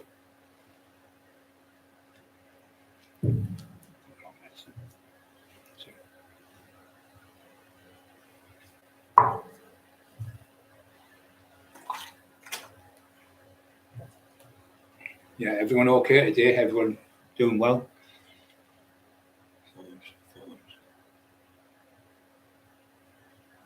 So, Mark, yeah, no problem, Mark. Upgraded, eh? Must be getting posh, you. On your old age. We missed you last night, Mark. It was class, the shows. I think you missed 2, I think, of you. Fucking class, wasn't it, guys? We were all laughing our heads off with that idiot. Fucking state everyone. I'm like, I honestly feel embarrassed for him because I can think he's like, like his sister and brother and all them, the cousins and that, they're like that, fucking, there's your Jamie, you are, I'm saying, man, they hide out the way from him, they go in pubs and things, they can't stand him. And he's going, I had my little daughter, that was 3 years ago she was born, that kid. She was born 3 years ago. It's Shirley's daughter. It's not your sister. It's not your fucking cousin. It's not your daughter. It's not your daughter. It was your daughter's got kids to you, but she hasn't let your kids see you. She won't let you in the house. Your mum won't let you in. Your brother won't let you in. So that's Shirley's kid. That's the one where you abused them that day, sniffing shit all day at the table. And I come round, took you out of the house and got you away because Shirley's going to get you fucking locked up. And her husband come through because you were screaming at the kids and they had to go and fucking stand on the front for 14 minutes and a taxi come and pick them up. Cost him £44 for the taxi. He said he's an arsehole, he is a fucking bully. He bullied me and the kids every day, all day, just because the 2 kids come. Got jealous of the 2 kids because it was good. I love Hughes and cuddling the kids. He's jealous of everything. He's fucking mental. So this football, going back to football, is this class, this. So he come through Henry Larson, I think he was called. No, it's not Henry Larson. But he's something like him, blonde haired. Can't remember his name. He played for England, I think. So he must be English. So played for England, he had blonde hair, and he played for Celtic. And he did a book on him anyway. So he said, yeah. He said, have you got all the tickets sold at the door? So he said, the little place, the little village in Middlesbrough, the Linthorpe village. It's only a tiny little place. And there's a little pub, probably only holds about 40 people. Yeah, they have sold all the tickets. They told him he'd sold 200 tickets. The place only holds 40, 50 people. How does that work? So the man comes through, gets off the train station, takes him home. He's having his meat on that parmesans, but they're not parmesans where I get them from, like the special, the nice ones, like Manjaros or something. He's fucking his Kilimanjaro, he's going to get his from.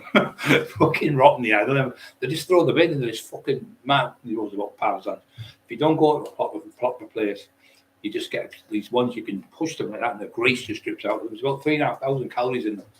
You've got to go to a proper place like Patso's or a place like Central Park. They're beautiful.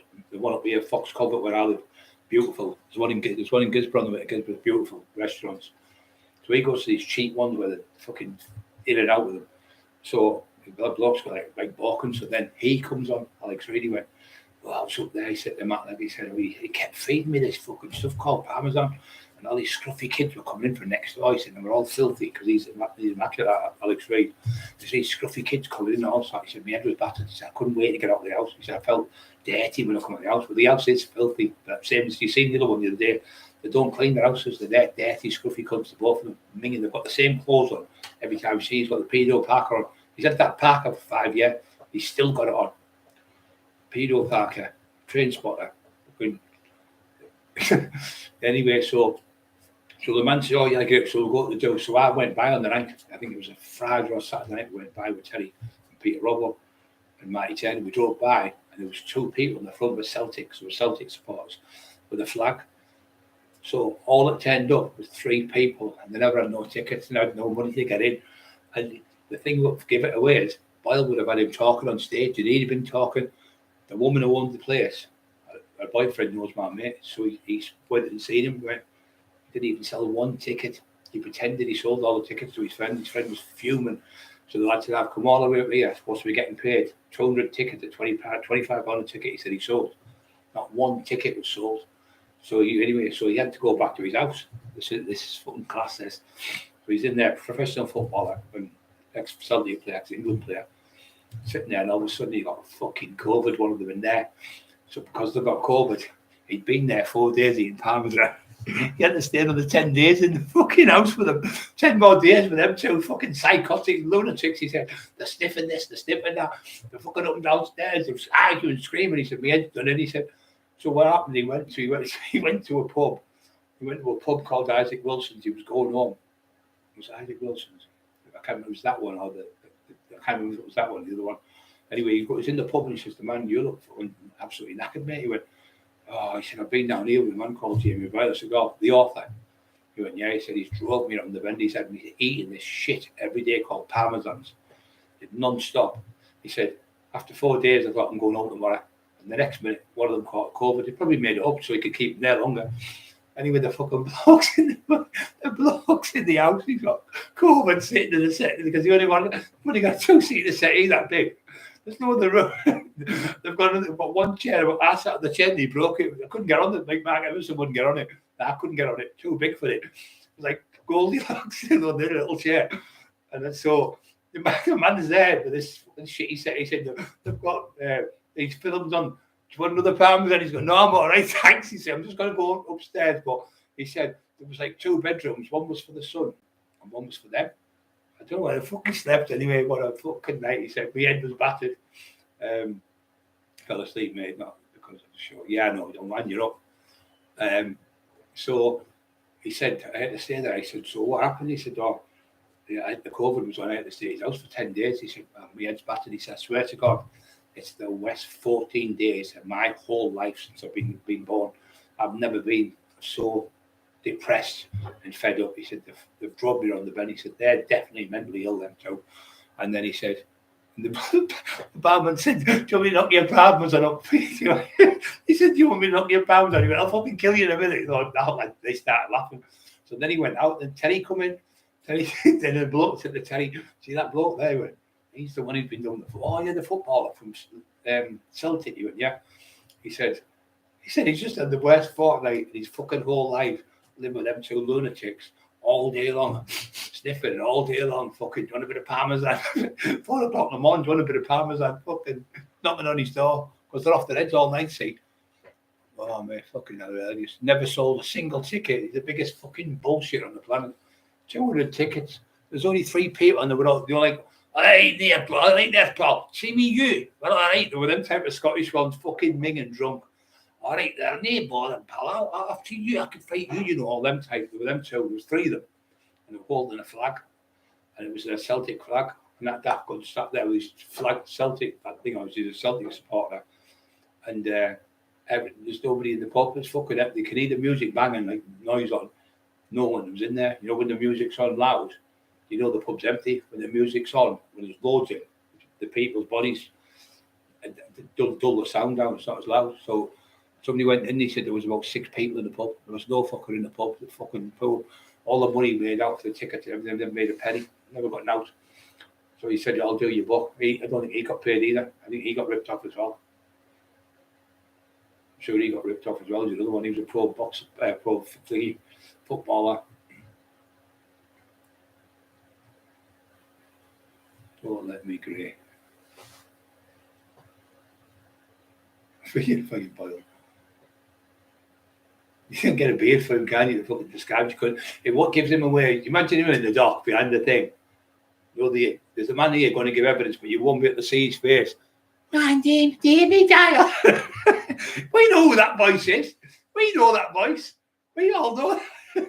We can't describe who he was. We can't tell you because he's welcome the police for further evidence in the future. But we'll just put him around this big black pod thingy. You can't see him. There's two way mirror. My name's fucking hell. You'd have him fucking mental. I'm the greatest author in the world. He'd be doing that in the fucking courtroom, wouldn't he? Before even, I swear by all, man. By the way, I'm the greatest author in the world. My name's Jamie Miller. He fucking loves talking and bullying himself up. He's the biggest bullshitter on the planet. The book's supposed to be about the subject, not about him. Bullshit. Alan Thompson, that's it. Spot on. Alan Thompson. So, yeah, you prove I always tell you the truth. I always tell the truth, mate. I don't misrepresent. I make jokes and things like that, but it's always the truth of the base on. Yeah, he's a fucking composer. Yeah, Alan Thompson. Yeah, you're spot on, mate. That was his name. It was the dog he called. I get mixed up because he called the poor dog Henrik Larson. I think he called the dog something Henrik or something. I think it was a dog. It was a female dog. Remember that poor? Imagine that poor dog. You don't fuck off, I'll bum you. Fuck off or I'll bum you. The dog's like that. Petrified when he sees him. Oh, he's going to bum me again. Get him away from me. And then the other two dogs will come in. The other dogs looked at me. Got these two. Because we had 3 dogs, he had to catch 3, and he had 3 dogs. Every fucking thing we do. We had 2 dogs, sorry. He tried to get another dog, so he had 2 dogs, sorry. But he ended up with another 2, he had 3. So Emma's got Eli at the back, and he's going, Mom. He's just doing it. But when you listen carefully, it sounds like he's saying, Mom. The other one going, Emma. He's doing that. So I put it on the thing. That's how he comes, got his dog, he's going to it, sausages. And the dogs were sat there like that. I'm not saying fucking sausages because you'll be shoving up the ass. Fucking the dogs have come, the rescue dogs. What's it like here? You've got to keep your ass to the ground. Watch yourself. Make sure if he asks you, do you want a sausage? Say no. Do you want a sausage? Because it's not the sausage you think you're getting. It's not the one at the frying pan. Please. The dog's going, do I have to stay here now? No, you don't even speak English. You said it's Romanian dog or something. You know, keep your bum on the floor all night. Whatever you do, watch what you're doing because you get bummed off him. I'll bum your dog. That's his favourite saying. I've never heard anyone say that in my fucking life. I'll bum your dog and I'll rape your wife. That's you. I'll beg your house, don't kill your kids. Like, as if it's scaring people. It does scare people. But when he's doing it for real, it just shows you he's a fucking mental patient. He's definitely he'll definitely get put in the nut house. He'll definitely in the next 6 months or a year, he's going to get sectioned. And she will just leave him. She will leave him because if they start pulling her in for stuff. I mean, he's even at our wedding. We were at the wedding. I was sat there. He's going around going, you got any coke? And he's asking, so Tommy, he said to Tommy O. Big Tommy O was his dad. He said to Tommy, oh, what happened with the fight? And he said to Tommy's mum. Tommy loves his mum. He was feeling he was going to fucking... Tommy could fight for fun. Proper, really top fighter. Peter Rose relation. He's an Eston. We're in the place in Redcar. And we're having something to eat, food, and everyone's having a laugh. He's going, if you got any coke? And she's going on his fat wife asking Peter for it. Not for herself, for him. And then he's asking Maniok to ask for it. And Maniok said, I'm not asking Peter for that in here. We're Brian's here. They're not on drugs no more. So anyway, he's going around all the people. And anyway, Tommy went, fuck off now, he said. Fuck off, he said. He said, it's Brian and Emma's day, not fucking you talking about Lee Duffy and Peter O and people like that. He said, and Tommy O, he said, it's their wedding day and you're still going on about shit. So he just can't stop with that in mouth, you know. He just can't stop. He tries to wet. We try to get in with them. The O's went, fuck off. But now do we? They can't stand him. We know where he is, a rat. Nice seafood, Peter. Fucking, I'm still thinking them poor dogs. I'll bum your dog. The poor dogs were that. Hold on. Imagine the dogs at Crofts. Woof, woof, woof, woof. He's about. Woof, woof, Jamie back. Oh, the dog. Woof, woof, woof, woof. Barking like fuck all over to get out the fucking Crofts. Let me out. Let me out. He's got a green parker on. It's definitely him. Yeah, I've told them books. I've had in forces. Thompson books. I had X-Files, yeah. So he's on about doing another book with some other lads now. They'll only get ripped off. I mean, I feel sorry for the lads because they don't know he's so good at integrating. Hiya guys, how you doing? He's all like that liberist and everything. Everyone knows. I think, oh, if he wouldn't rip me off, wouldn't dare. But then he does. Like, it's all in his head, him and Shirley. They do it all along just to get people.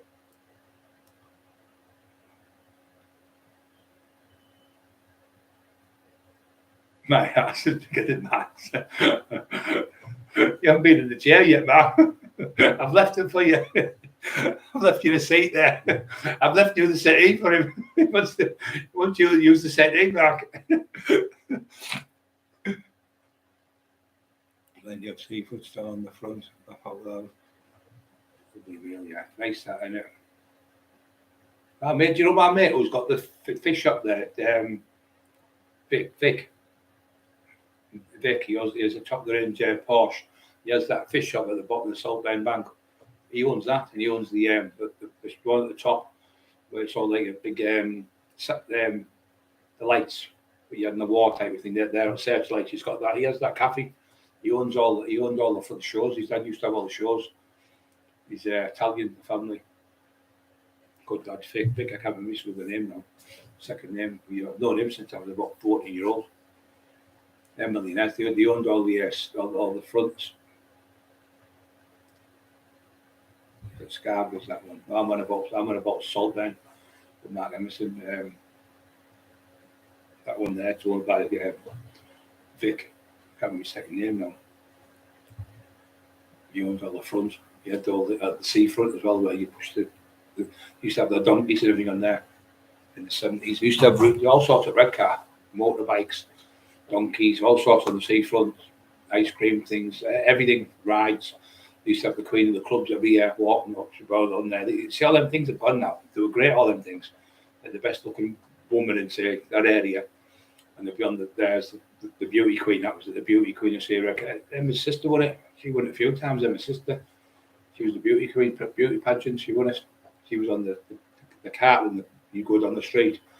Every portrayal when she sat on the thing, like a milk float type of thing. Yeah, she won it, my sister, a few times. Beryl. Fucking hell. Imagine if he'd have been in there, poor fucking Alan Thompson. He walks in as fucking Beryl. You'd think it was fucking Norman Bates. He fucking shit himself, wouldn't he? Would you like some parmesan with a big knife, fucking with Norman Bates at the door? Fucking dressed up with a dress. Fucking hell. Well, I couldn't believe it when I seen it. I'll tell you, he's got another one where he's got lipstick. He's doing that with the pink lipstick on. And another video, he's fucking totally around the bend. He used to be a lady man. He fucking still is, man. A lady bear. He's fucking touched it. He hates all you and all these minions. All these minions are bullying me. You'll all be getting. You'll all be getting. Me and Mark and I'll be in the same fucking cell. Move over. Fucking hell. We'll all be locked up. We'll all be in the courtroom together, all of us. About 40 of us in the fucking courtroom, all locked up for calling him. Rock, you're going to jail as well, Rock, because of it. It's Rock's in the first cell. They're all fucking locked up in no mouse. Throwing lines at each other. He's fucking around the bend, and I'm the greatest author of these English shorts since Oscar Wilde. Fucking hell. And they've said to me, they're going to give me an award because I'm amazing how many books I've sold on Amazon. And if my book was out today, what I've written on Mike Tyson, if Mike Tyson's book was out now, and my Paul Sykes book's out at the same time, mine would wipe the floor with this. But a Peter fell to the best fucking fight that ever lived. Oi, that's an old saying. That's Duffy saying that. Oi. So we go to this place, and there's 33 grand we got told in the place. We goes to it, but it was a chemist down. It was a chemist downstairs, and it was a flat upstairs. It had them metal bars on, all bolted in. So we pulled up with Duffy, and another two lads. Goes to the door, banging and creed them, and he was the buzzers. So they were in. So I'm trying to bang the door, and you're not going to get in there. It's fucking got 8 locks on it. So I've kicked it about the third time, and my leg went right through, but the back thing came back out, and my legs trapped in the door, so I'm like that, hopping up one leg. I'm trying to push it, and they've run off and left me the cunts. And all of a sudden you can hear dee dee dee dee because the alarms had just gone off just before we kicked the door. I kicked the door. Anyway, the fucking cops are coming. They've ran off. Anyway, I pushed it. As I could, the door snapped in half, and I got out. And I ran around the corner, and they're all laughing like fuck on the top of the car. And I got around the corner. It was fucking hilarious. The cunts left me the door stuck with my leg. And later on, I got to meet the lad. He ended up working for me. Called him Mally. It's funny that day. The fucking cunt would do a crease laid on the back of the bonnet, laid in the front. It was just a laugh every day. We went out, just doing mad things. Rock, being busy, driving grave. The drainage is shocking. Ooh. Anyone been up to out? Anyone, you guys? Anything to say, anyone? What have you been up to? Any events? Shower curtain, yeah. And all that. Well, he's got them, he's got them all, and he's got a mask on. Like that. Do you know that fucking psycho fucking Texas Chainsaw Mask, he's like that. He's laid with a mask on like that, like a fucking proper mask, like a woman's mask what you put on. He's got his laid on a thing, boiled in his videos. Pretending he's Silence of the Lambs. He's fucking round the bend. He's not Silence of the Lambs, fucking Texas Chainsaw Massacre. Then he's on with Gary Glitter. He went, Gary Glitter, his great songs, come on. And he's dressed up as the fucking, they call him cowardly, this is him, the cowardly lion out the Wizard of Oz. Put him up. He's doing that. Fucking hell.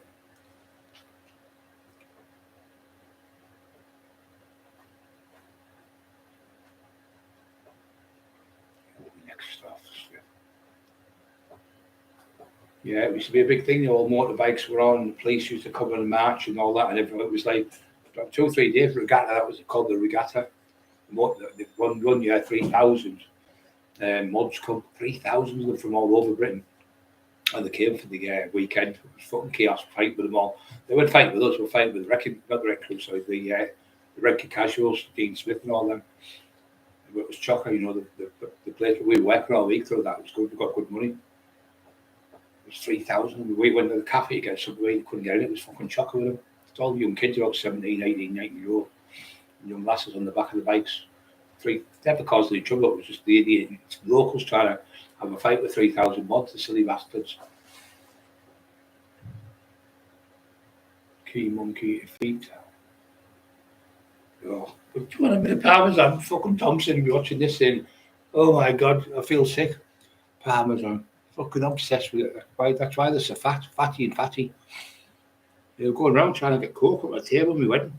Fucking, I couldn't believe everyone fucking mental. Said, what are you doing? This is our wedding, this, and you're fucking like getting drugs. You're disgusting. Your brand's only been off for like fucking few months.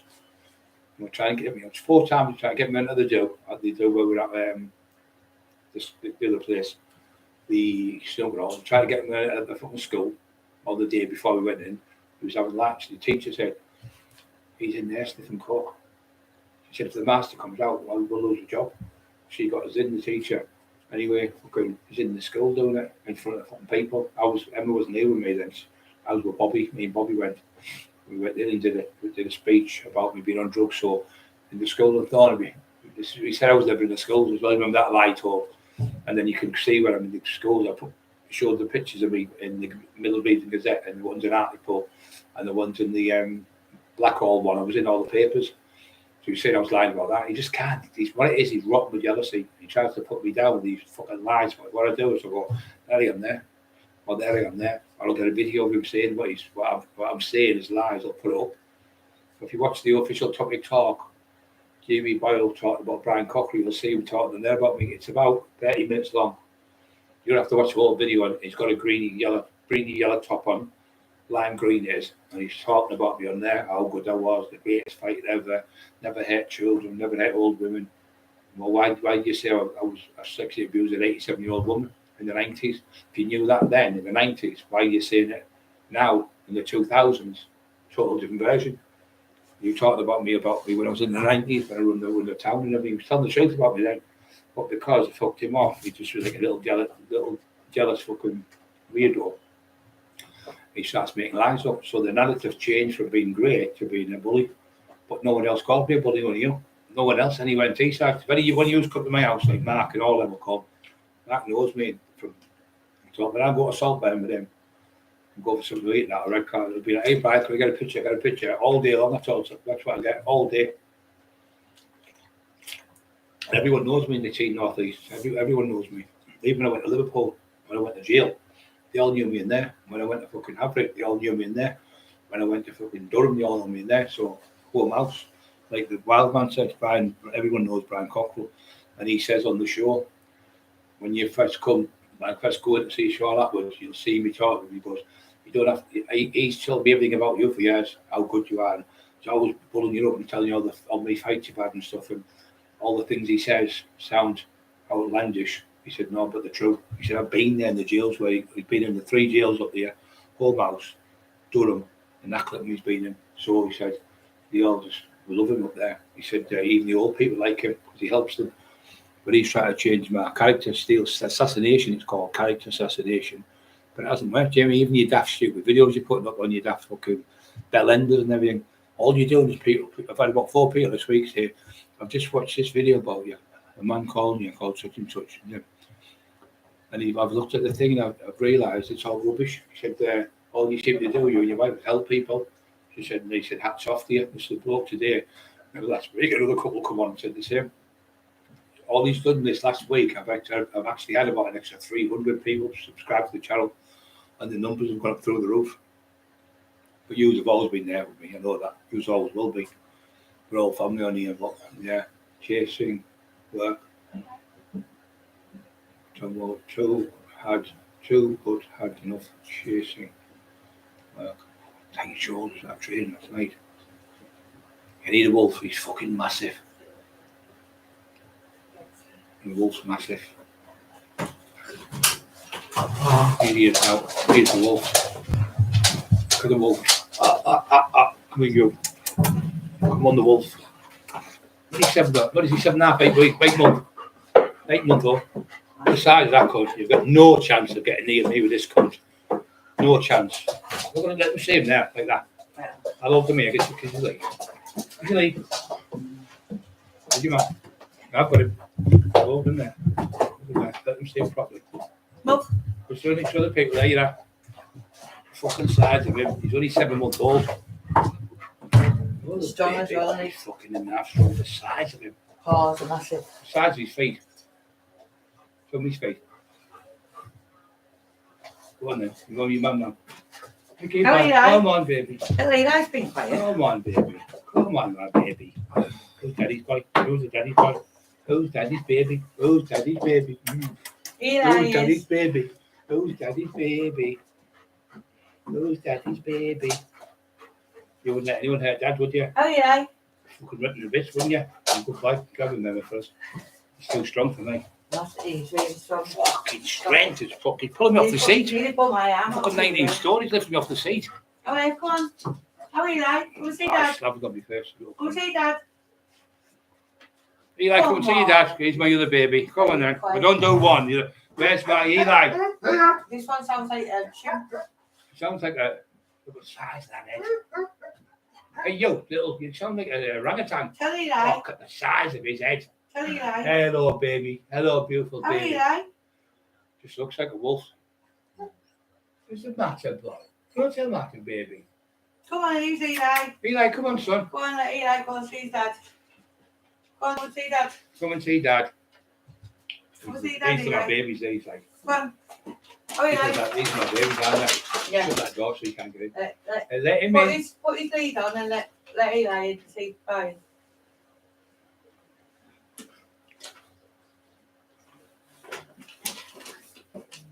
It's all right, Wolf. It's all right, Wolf. It's all right, Wolf. Good boy. Just put his harness on, he's that strong. Eli just pulls it over. It's all right, babies. Here's Mr. Wolf. Put the bottle behind you. Eli. Eli, what size of Eli? Come on, come here. Come here. Come here. Come on. Come on. Come on, baby. Come. Who's the baby? Come on. Okay. Talking. Hello, I'll say something. You talk at me. You talking? Talk to me. Just say something. What you saying? You love dad? You love your dad? You love your dad? Would you love him? Because talk to me then. Talk to me. What's going on? Where you going? Where you going? Where you going, fat man? You're going on a little walk, aren't you? Where you going, fat man? Go on then, fat man. Size of him. You've got 8 stone. 8 stone he weighs. Look at 8 stone he weighs. You only 2-year-old. Fucking monsters, aren't they? What are you? Sorry, guys. I've got enough down low there. You've got me too low. Just looking at the fucking camera. I look like the fucking size of James Boyle. I look like Boyle's height. What she's done here. Oh, she's fucking the camera up. She's fucked the camera up, she has. She's messed the camera right up. Fucking gorgeous. Oh, she's ruined the cameraman. The cameraman. Oh my God, what have you done to the camera? She's so fucking heavy-handed at things. Try it that way. I need it now, it's fucking further up, isn't it? She's knocked the camera up. I can't do it. Oh, for fuck's sake. She's ruined my camera. Oh, she's fucking useless, she is. Ruined the camera, I can't fucking get the camera to work. I don't know what the hell you do to get it on. Oh, like this. That's not how it is, put it that way. I can't believe it. Fucking hell. I'm gonna fall off that. Is that there going to get me? I don't know.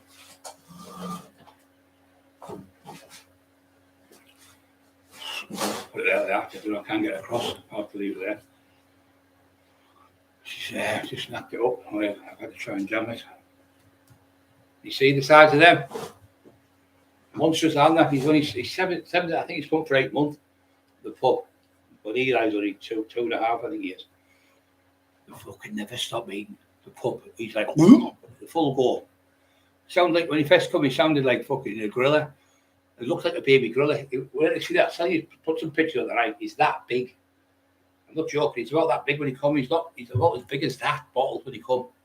That's it. Tiny little mouse who's like, he looks like a little tiny baby gorilla. Gorillas in the mist, she called it. I said, no, fucking gorillas in the piss. He was pissing all over us when he first come. He gets excited, he wheezes. No, you have to wait today. He gets excited when he wheezes when he sees me. He won't leave me alone. He slept under the bed. When he first got him, we bought him off these people. He was only 3 weeks old. We're trying to say he was 8 weeks old. I said, he's fucking not 8 weeks. So he was really bad with worms, fucking terrible. So we got these worms, this pink stuff, it was about 20 quid. Poured it in 4 or 5 times. It took a week to get rid of the worms. And it was like spaghetti, big, long, massive worms, big, massive ones. Put them in the bags, put it in the bin. And they taste just like spaghetti when you put in your pan and they go all soft. They were fucking horrible. Oh, I was crying for him. I was proper crying for him. I was really in agony with the worms and that because they must have been fucking eating them away.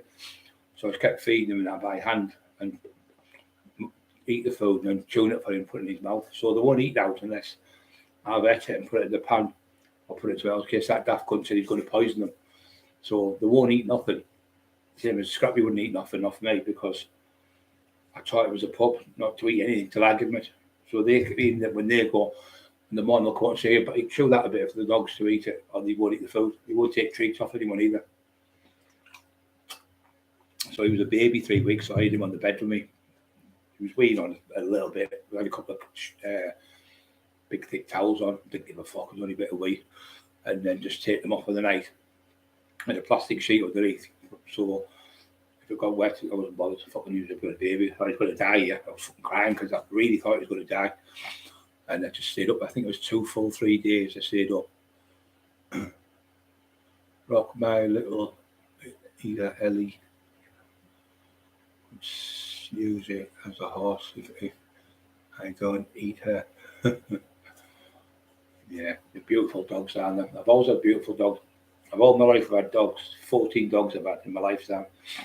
And they've always been great dogs. If you treat them beautiful and talk to them like the little babies, they always love you a bit. And them two are probably one of the worst dogs you can attack. You can attract them, and they're the most loyal dogs, Alsatians, especially the Malamute. He's like a blue. He looks black. In the sunlight, you can see he's blue. Fucking beautiful colour. They bred them. I think they're only five generations old. Them the new dogs that have been made to look exactly. I think they had 60% wolf in it. Now they've only got about 10 or 12, I think it is. But you can see the wolf in them, their eyes. You can see that killer instinct in their eyes straight away. But they say that if a normal Alsatian, it's normal one, once they look after them, mum and dad, like I'm the mum and them as the dad. So I'm the fucking mum as well to them. Mum and dad like me there. So when you look after them dogs, if anyone goes near you, they'll give their lives to save you.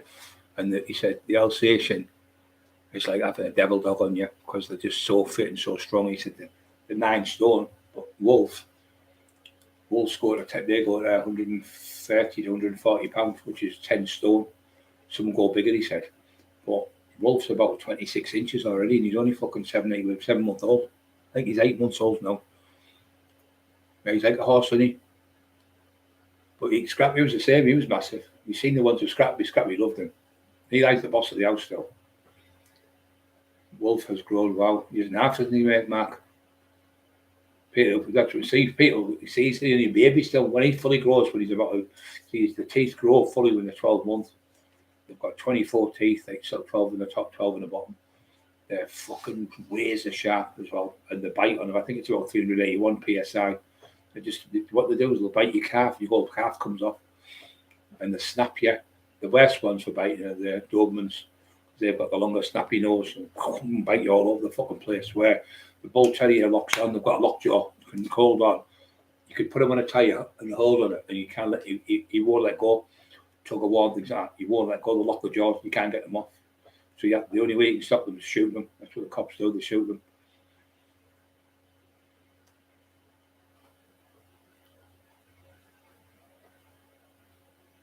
I have a pit cross English bull. I had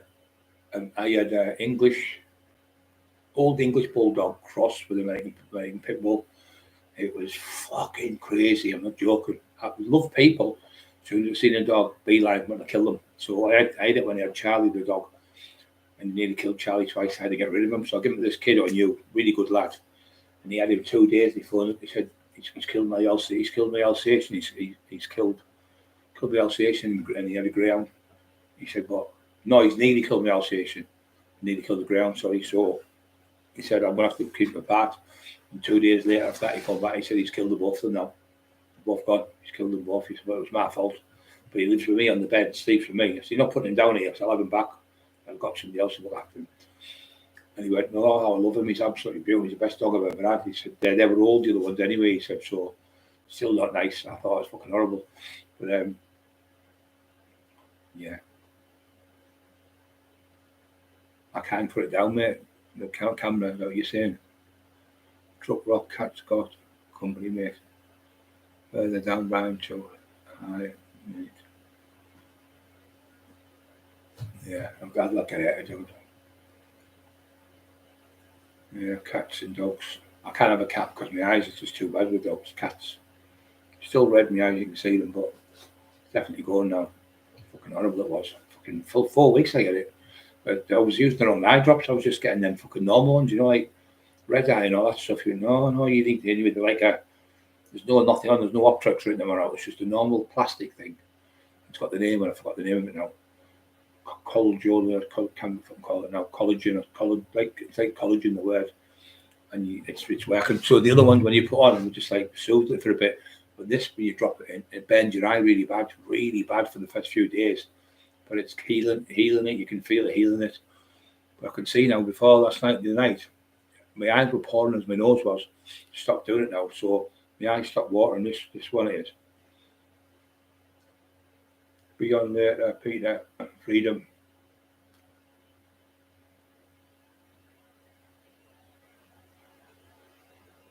Yeah, I've heard that one. Yeah, I've heard that one. That's a good one. Let's see who the dog loves the best. Not true. The dogs love you anyway. The best. The fucking, you know what they're like. Fucking dogs. Scrappy used to sleep with me every night. He'd go on the bed. He was that fucking big in the end. He was over 11 stone. Fucking monstrous. He fucking hated Jamie Boyle.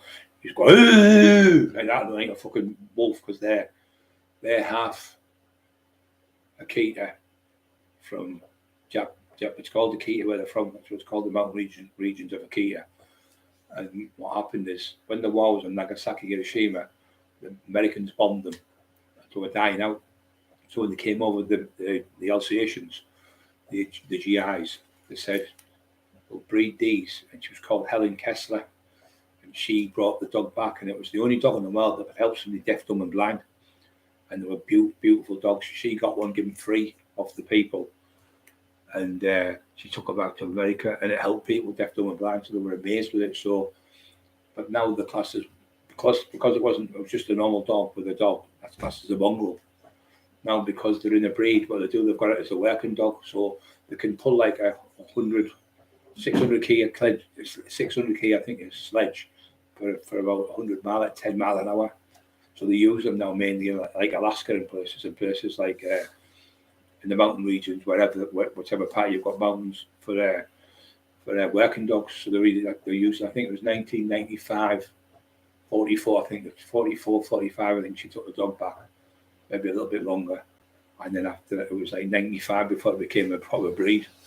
But the fucking strongest fucking Akitas, and the teeth are unreal. But a nightmare to look after, a nightmare on us. The dust, if you've got dust, you hit it like that, and the dust everywhere. And you walk downstairs, you'll do all your stairs, and they just come off. It's like a sheep. So that you'll do that, and just a big clump like that'll come off one go. Yeah, fucking Carol's got one. Lee Duffy's ex-partner, who's with, and it's the same dog. She said, but he's massive, Scrappy. She said he's huge. So she's got the same dog as us. But I was passed away. But Scrappy, I miss him every day still. Still see glimpses of him. You know that residual energy you see, or imagination. You know, I get tears in my eyes. I fucking loved him that much. Yeah, cool mate. Who loves his dad? Yeah, it's good mate. And the thing is, when they love you like that, they'll just die for you, them type of dogs, the same as we would for them. But they're like a fucking nightmare to stop. An absolute nightmare. He'll grow to over 11 stone, I think. You can see he's just a baby kind of by his face. But he's fucking... I've seen fully all grown stations as big as him, fully grown. I couldn't believe the size of him the other day. I've seen him for about 2 weeks, properly. And then he's seen the day come on, fucking hell, he's grown again. I can't believe it. They don't stop growing till they stopped growing at 2.5. And they started filling out. I'm thinking, fucking, how big is he going to be? Be up there walking, I want to, come on, son. He just wants to eat boiled, doesn't he? He doesn't want to eat boiled, does he? Fucking. I said, don't bite boiled for fuck's sake, so you get poisoned. You end up coming home. Dad, is that the dog who's going to bum me? I mean, is that the man who's going to bum me? There's a weird man out here with a green parker on. I think he's after bumming me. I'll bum you, dog. Fucking rads. I've never in my life fucking heard of it. I've heard them say, I'll rape your wife, which is fucking disgusting and vile, isn't it? I've heard it on films and stuff. I've never heard anyone in the street say it. All gangsters I know, old school, my age, 26. My age, 26, 27, same as Mark. Mark's 28 next week. He's a little bit older than me. We went out on our birthdays. He's laughing his head off, I can tell. They were off out drinking with all them young ones. Right, the floor with them all when we were raving in the club. But used to lock doors, take a dog for a walk.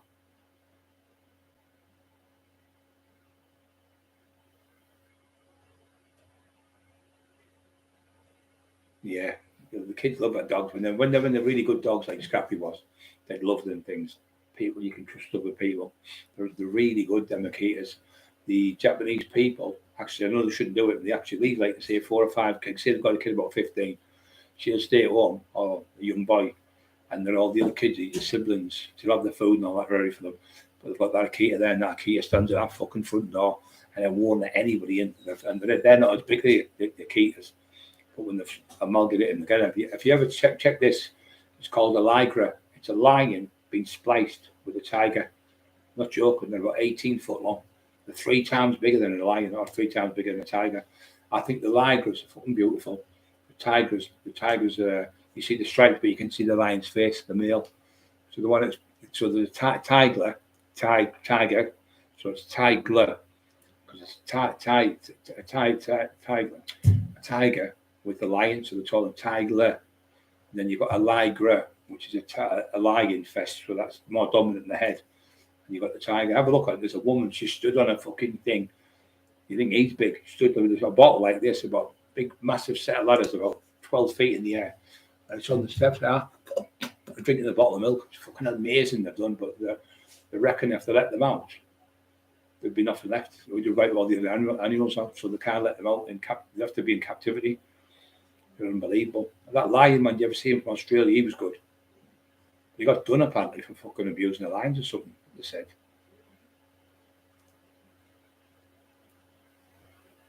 Official Topic Talk's been on, I never noticed he'd been on. Oh, it's not him, and that Dibby couldn't again, trying to pretend to be staying out. He's round the fucking bend, isn't he?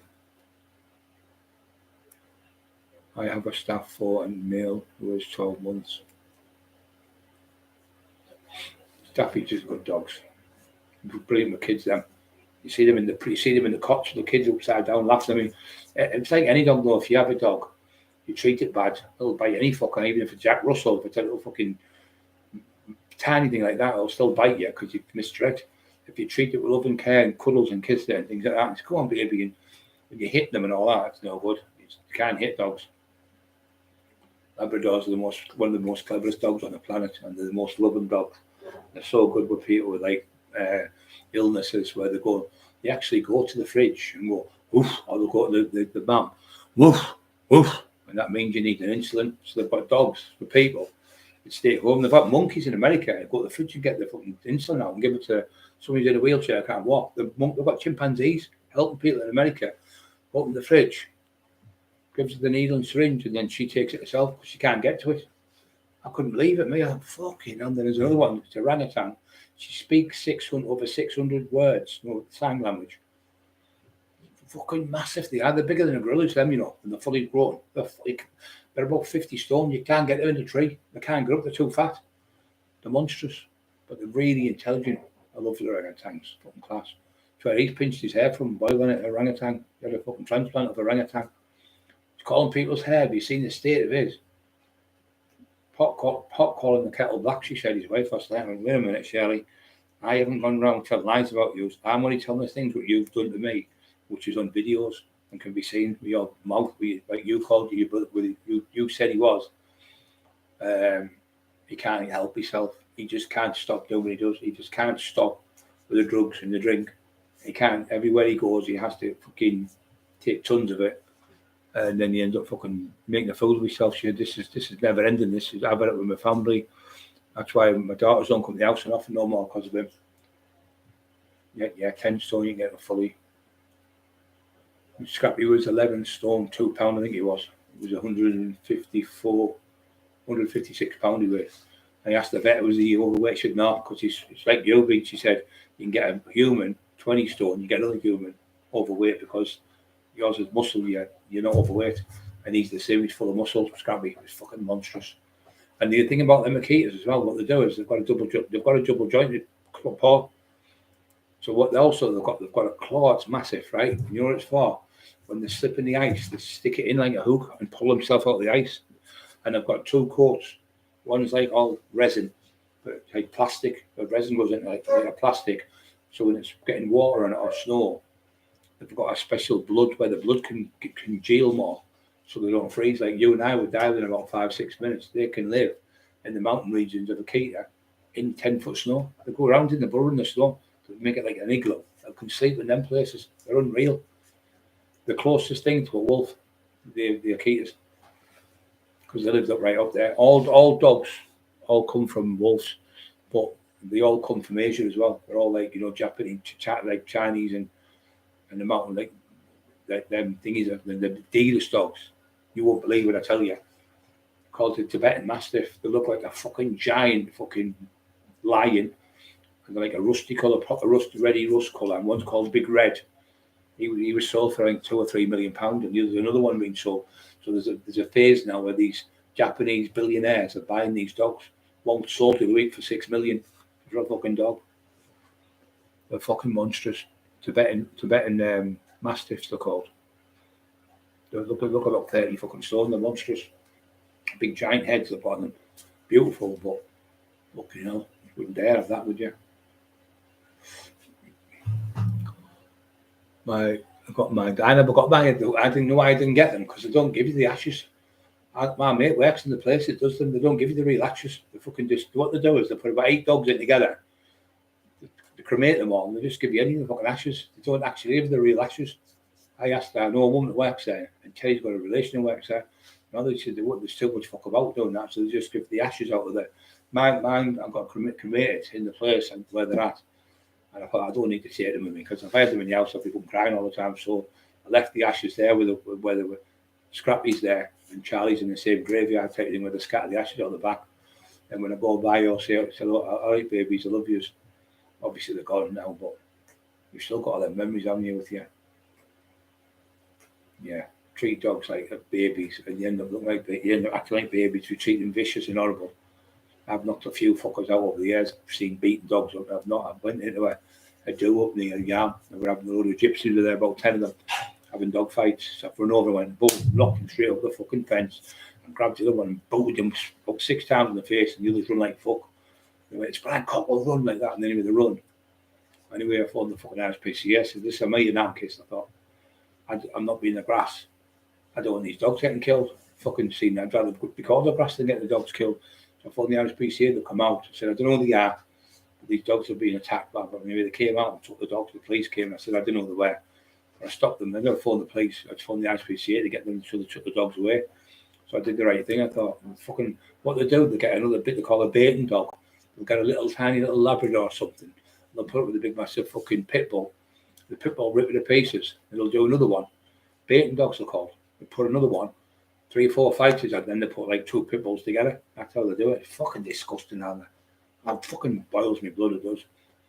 I couldn't imagine sitting here watching an animal eating a big bite. You know what does he do? I was going to drag him and throw him in the fucking kennel with him and let the dog have a fight with him, the bloke. Screaming like a pig he was.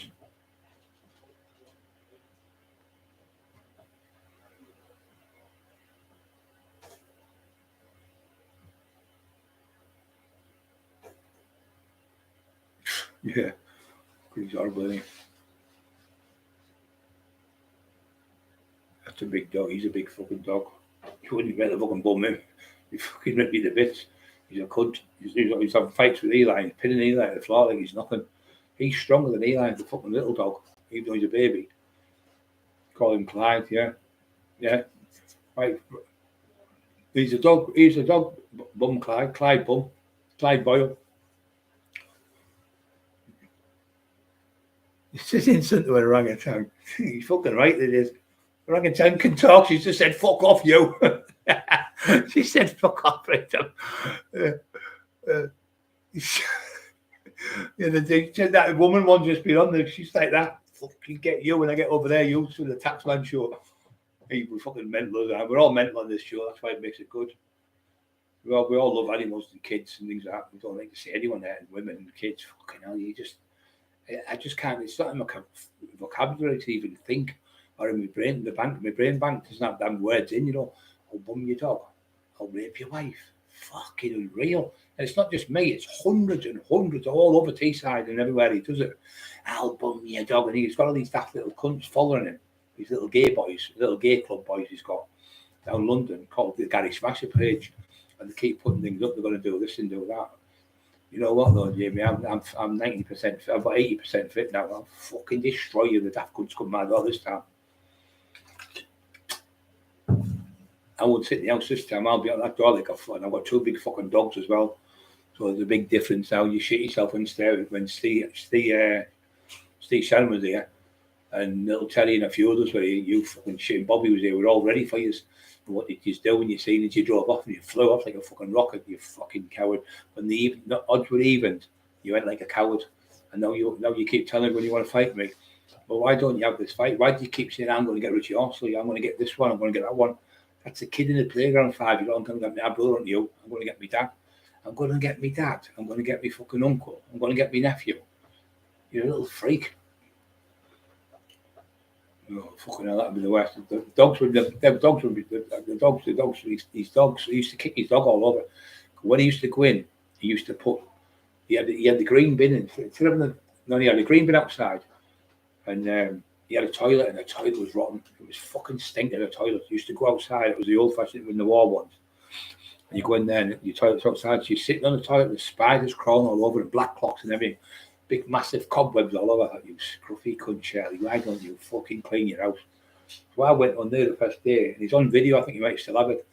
He said, the taxman just cleaned all my house. I couldn't do the video. It was dirty clothes and hair knickers and his shitty underpants and everything. I got some rubber gloves on, picked them all up, put them in the washer, put the other stuff in the washer, and turned it on with the fabrics. And kept the colours in the different parts and washed all his pots. He had about 20 plates and about 10 cups, and everything was everywhere, bottles and everything. So I got the bags, put them all in the bottles and the bags, and I cleaned his house for about 2 hours. I did it. And he come downstairs, he went, fucking hell, man, he's on the house is spotless. He went, hey guys, you won't believe this, the taxman just cleaned me house. He did it on the live. And he said the whole house was needed doing. He's cleaned everything. He didn't put me dirty wash. He said, that's a nice, that's how good a nice guy he is. He said, he even washed all my plates and pots and everything. He's made the house is spotless. And then he called me names because I asked for an invoice. Anyone asked me for hours work with them, they wanted a wage slip. I said, yeah, no problem, I'll get it for you, mate. I'll go to the bank. I'll ask them at the bank, get it, they'll send it to you. Because if you've got now to hide, you do that. And that's why you hid away, and that's why you robbed them. You send me 27 pence and 30 pence, taking fucking piss. Then he came on the end of it and said, taxman's being taxed, being a clever cunt. Just a horrible fucker. I had a bulldog once. I had two. I had one caught. It was stolen actually. I got it off someone for 300 quid or 350 was it from Eston. Anyway, I fucking seen it. It was called. I called him Brutus. Anyway, you know Brutus. You call them the Roman days. So I called it Brutus, the name. Anyway, I was looking at the fucking Gazette one day and it said, "Oh, dog being stolen from Eston." There's 5-year-old and 6-year-old kids crying their eyes out, broken hearted. You see the picture of the dog and I look, that's fucking Brutus. That's Brutus, that. So I phoned up the Gazette. They said, "Oh, can we put the police on you?" I said, "Yeah, can you put the police on you?" The police, I give them a number. I said, "Get the police to come." So the cops phoned up. And then the woman phoned up and I said, she said, "Oh, he's this, that, and the other." I said, it wasn't the days where there was pictures on the phones. So she said, "Oh, brilliant. Can we come and get him?" I said, "Yeah." So I give the dog back to the people. And the cop said, "Oh, where'd you get it from?" I said, "The lad sold it to me. I don't want to give his name." She said, "Look, we're not worried about that." She said, but we'll give you the money back, the £300 for the dog." I went, "No, you know, right, you just keep that money." I felt awful, you know. I didn't realise 2 little kids were jumping all over it and they come to my house. It was like a little bungalow called 54 Saxon Field. And I said to the woman, I said, "I can't take any money off you." I said, "Listen, I didn't know it was stolen. I bought it because it looked like it was getting abused off someone." And they went, "We understand." I said, "But no, we'll give you the money." I said, "No, I don't want the money." I said, "I've got plenty of money, don't worry." And like, give me a cuddle of the people. And I thank you so much, Mr. Cockerill. And he was got no little kids, 6-year-old, 8-year-old. As soon as the dog seen him, he wasn't eating nothing when I was feeding him food. I hadn't had him about 4 or 5 days. He was struggling like, man, obviously he's going to take the vet. So I left anyway, fucking next bit in the paper, dog stolen from Eston. I thought, I can't do this, I can't keep the fucking babies' dogs. Anyway, I phoned them up, like I said, and they came out, they were so grateful. But when you do a good thing like that, you go to bed and you think, I've done the right thing there. Done the right thing. I bought another one for somebody for 300 quid. It was a little tiny one. She was called Rosie. And he wanted 300 quid. I was going to chip her. I thought, no, she was full of mud and oil and everything. Scruffy cunt wasn't looking after it. All her fare was coming off. I gave him the money. He gives the dog. So he got the dog, put him in the back of my car, the Cosworth thing. Drove around the fucking vets. He said, "What is wrong with her?" They see her. She can't eat meat. going to have to give her chicken and white rice. He said she's allergic to certain things, foods, and I had to give her tablets every day for the rest of her life. Called her Rosie, took her home. She's only tiny, but she couldn't have. He said she don't be able to breed her because she can't have pups. I said, I'm not bothered. She's beautiful, isn't she? But oh, she's gorgeous. And all the people they liked.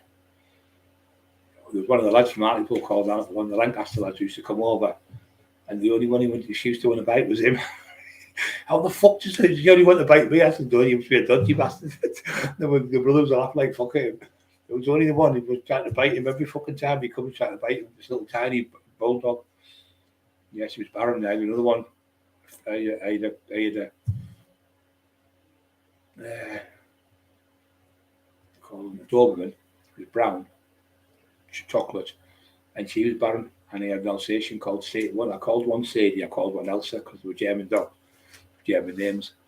And I had them for a while. And then I got another one later on that was an ex-police dog. I was thinking, if it's got bugs in it, bugged up. But it was like when I was only about 18, I got it. And I had that for about 4 years. And then I got another one. I got one of Peter, my brother, who passed away. We got a little, called him Snoopy, Cocker Spaniel. Fucking beautiful he was. Always full of mud, the noses, because the gun dogs and they're always digging. They were looking for beds and stuff. And he used to come in full of mud all the time. He was a good little dog.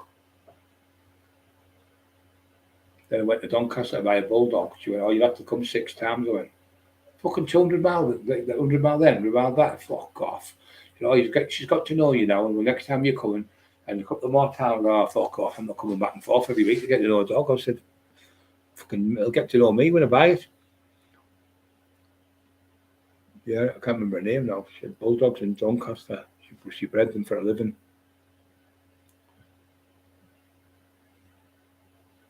Yeah, trade. Yeah, I just say Chucky. All you know, I'm going to do is get the Parker, put it on a Chucky. I'm going to get a Chucky dog because I'm on the table. I'm going to get a green Parker on it. I'm going to fucking have it there. Yeah, the fucking piss I am. What's that, Chucky? No, you're not coming any fucking dogs tonight. No, you've done that last week. I caught you 3 times. Stop it. I'm going to do it like that, like a fucking proper act. I'll fucking charge you cunt. You think you're clever, do you? I'll do it in a way where I can't get. How do we know who Chucky is? Could be anyone's called Chucky. We don't know who Chucky is. So we're going to call it the Chucky. Chucky, come on, Chucky. Now I'm going to get the bridal Chucky. I'm going to call it Shirley. Shirley, come on, Shirley. Here's Chucky. Come on. Fucking class. I'll be putting lines of coke. I'll be putting lines of not coke, lines of salt on there. Down there. Get up there, Chucky. Get off. It's fucking salt. Get up that fucking salt. Go like that. That'll be fucking class. I'm going to go online tomorrow. I'm going to order one. Oh, it's fucking terrible. The old any now, Clint Eastwood.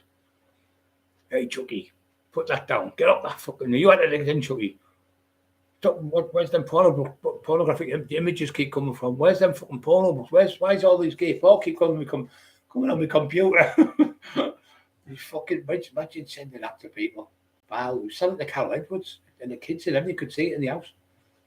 He's got no morals at all, has he? Then he do one little thing to him and he fucking screams the house down like a little fanny.